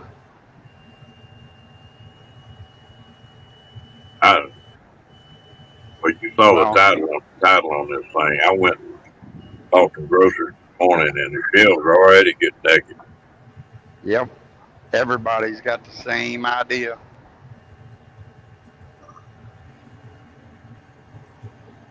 Too, we're fixing to hit some bad weather down here. That doubles it. Yeah, they're calling for 9 to 18 inches Wednesday night here in Cincinnati. Here they're talking about sleet, rain, and ice. Yeah. Freezing rain and ice. And it's supposed to be like 19. Not supposed to get above freezing for like 2 days. They get a sheet of ice and it's on there for 2 days. Now, brother, that's gonna be sick. Yeah. Hey, Dana. yes, My dad would like to know what the weather has been like in your part of the world. but ugly cold. But ugly cold, is that what you said? Tell him it's -2. -2, Dan. And last week it was -60. But it has been warming up. In fact, warming up enough. It's been getting up close to the 30s and whatnot, that we've got trees that are already starting to bud. Golly. And it's getting lighter and lighter. And the snow's starting to melt in different spots. And so spring is coming. That's what I keep telling myself. Spring is coming. If I'm not mistaken, are you all in daylight about 20 hours a day now? Are you in daylight about 20 hours a day now? No. Only got, let's see. It gets light about 9. around in there in the morning now, and then the sun's going down about 4:30, 5 o'clock. We're gaining about 10. Well, not yet. We're gaining 5 to 6 minutes a day now. Let me look. Okay. I know back in 1968, I was up there, He said and at 3 o'clock in the morning, it was daylight. Yep. he said that back in 1968 when he was in Alaska, at 3 o'clock in the morning it was daylight. Yeah. In the summertime? Oh yeah. Oh yeah. It was about March, April. It was about March, April when he was up there in 1968. Well, that's summertime to us here. We got 2 seasons up here. We got summer and winter. Oh, okay. Is that all y'all have? Y'all don't have?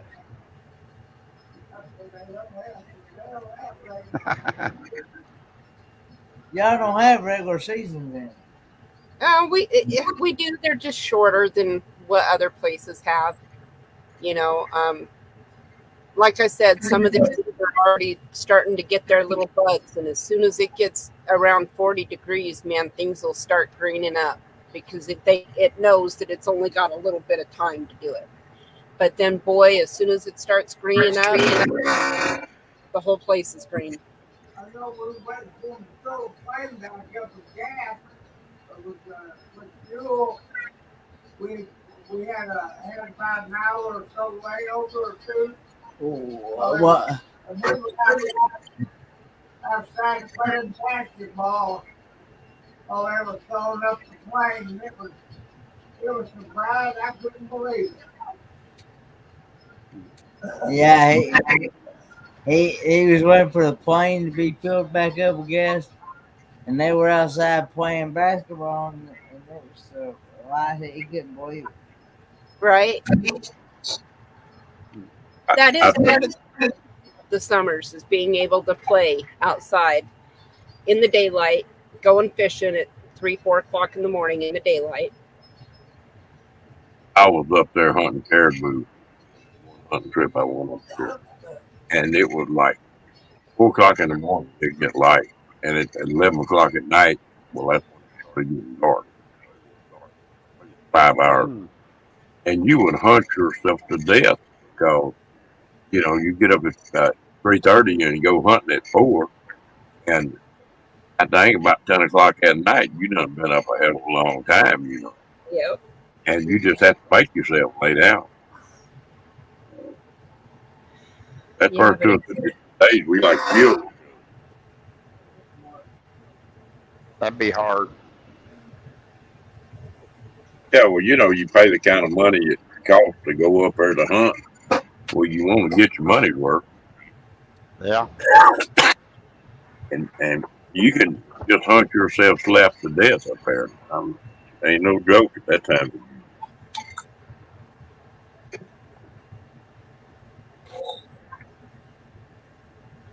That's when you just take your rod and reel and go fishing and put your gun down beside you and kill 2 birds with 1 stone. Yeah, but the sleep is what you need. They've got some good fishing up there. Yeah, especially during the salmon run, I could imagine. That's something. If I take that trip, I want to take this year. Fishing rod's going with me, and I'm gonna try to do some trout fishing in Colorado and Wyoming and Montana, and maybe try sturgeon out in Washington. Just maybe fish across the country, something different. There you go. Oh, fairy dust. Go bow fishing. It's 12:40 here. What time is it there in your area, Dana? 12:40 a.m. Oh, okay. So you just. Oh, okay. What did you say, Ron? It's 4:40 mine. That I'd like to catch a salmon run and go do some bow fish. Oh yeah. You need to come down here and get on that airboat with me. I'll give you all the boat fishing you want. I miss trout fish. Put you on one of them 200-pound gator gar.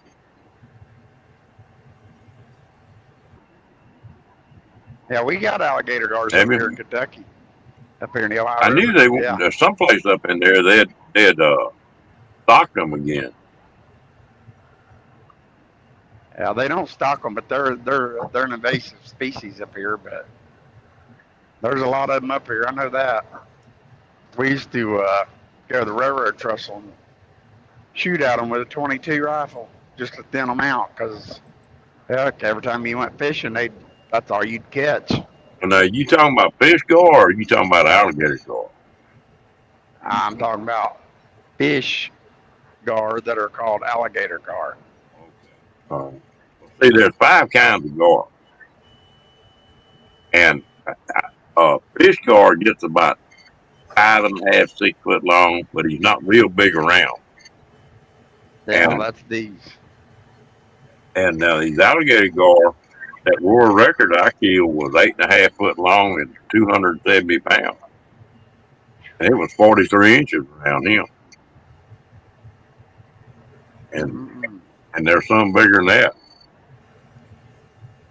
But that was a world record for about 5 years. Well, they say some people eat them. Oh yeah, I've ate them.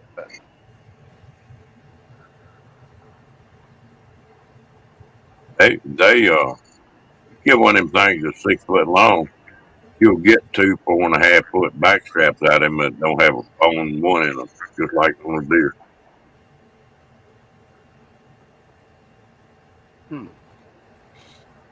It's prettiest white meat you ever saw. And the only trick to it is when you cook it, you need to eat it while it's hot. It'll get tough. Don't eat it like that. And the other thing is you can't freeze it. It gets mushy if you freeze it. Not good. But yeah, I get one and I kill him when I shoot that bow. Most of the time, you don't hurt them. I kill one, even fishing for them. Real backstrap out of it. You gotta have enough folks to eat it too, you know. Yeah. Well, the rivers up here are so dirty, you can't really eat anything out of them. And there's a lot of people that do, but I would.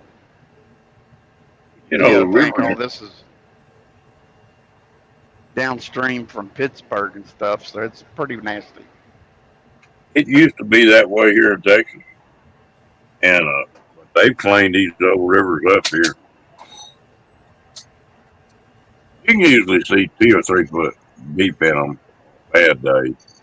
I've seen it where you could see 15, 20 foot. See that clear, you know. Yeah. Not like it very often. It is a That's trip. another reason I want to move to Florida.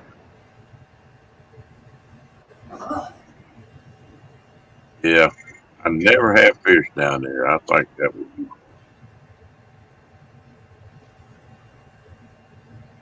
And I'm not a big saltwater person. I have, but I haven't really caught nothing not to, amount to anything. But, I've never been in a boat down there either, other than crab fishing with my uncle, which is, just checking traps. But I'd like to go out and do some fishing on a reef or something somewhere. And now with technology, it's way different than it used to be, because now all you have to do is tie your GoPro on a string and drop it in the water, and you can see that in a fish finder. You ought to be able to catch whatever you want. Yeah.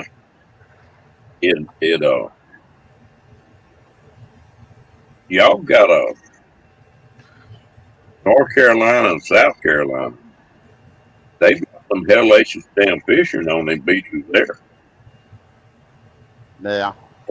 Probably in some ways better than Florida.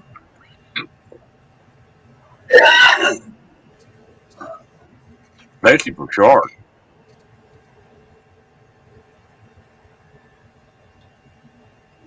Yeah. Kentucky. Like crappie, bluegill, catfish. We got all kinds of them.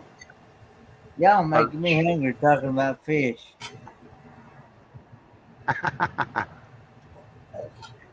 Here in about 2 or 3 weeks, I'll cut you a I video love- on a bunch of cooking them. How about halibut? We don't have them down here. Halibut. It's my favorite. Love Oh. this. We don't have none here either. Yummy. It's about the closest we got to flounder to a halibut. Big. Yeah, we don't even have that. It's a beautiful white meat, isn't it? Yeah, it's a flat fish, just like I love flounder. Or not flounder, but halibut. Deep fried halibut. That's one fish I've never had, never even heard of it. Mm. a good fish. How?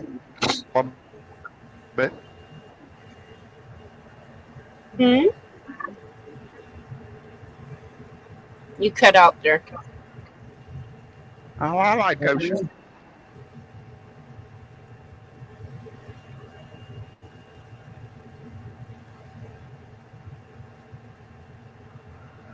I like a good codfish. Any kind of cod's pretty good. We don't have them down here. I think I tried that. What about walleye? I Do you tried like one. them? Yeah, there's some walleye here. I honestly Bass haven't and ate walleye. I know we have. Yeah, we have walleye and muskie. We even have brown trout in some of the streams that they stocked every year. But that's three I haven't ate. I've had people tell me that walleye was one of the best eating fishes you could put in your mouth. I don't know if I've ever had walleye fish or not. No. My buddies go up there caribou hunting every year, and they'll go in there, and caribou pretty easy to hunt.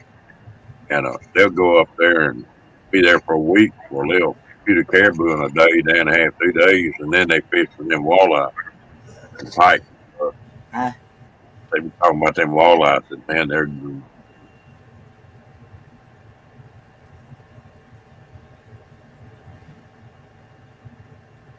I think My with favorite- Florida, I think the biggest thing with Florida is though there's crab, there's lobster, there's fish, there's so many varieties.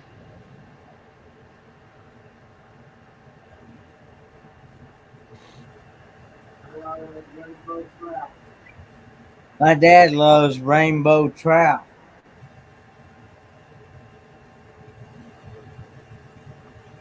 Never had them. I've had them before, but the way they cook them up there, I don't like them. If you fry it out, it's good. They leave a skin on them and cook them that way. And if I eat fish, it's got, you can't, we were talking about that on the sleep. My favorite fish as far as tasting good is a big old perch about as big as your hand, and just fry him whole, give them gutting. But they've got about as good a taste as any fish you can put in your mouth. Yeah. A lot of trouble catch them out.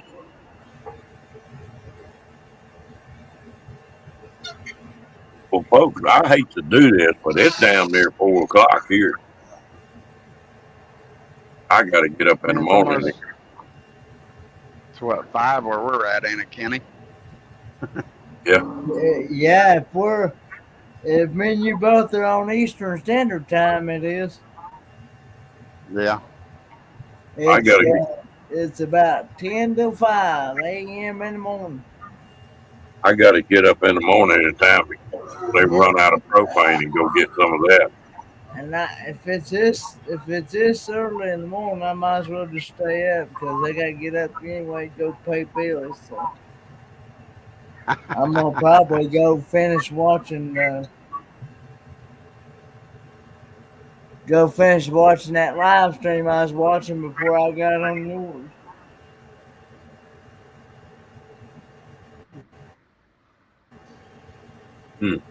Well, listen, Janice, that sounds. I thoroughly enjoyed it. Ron, I'm glad you chipped in here, man.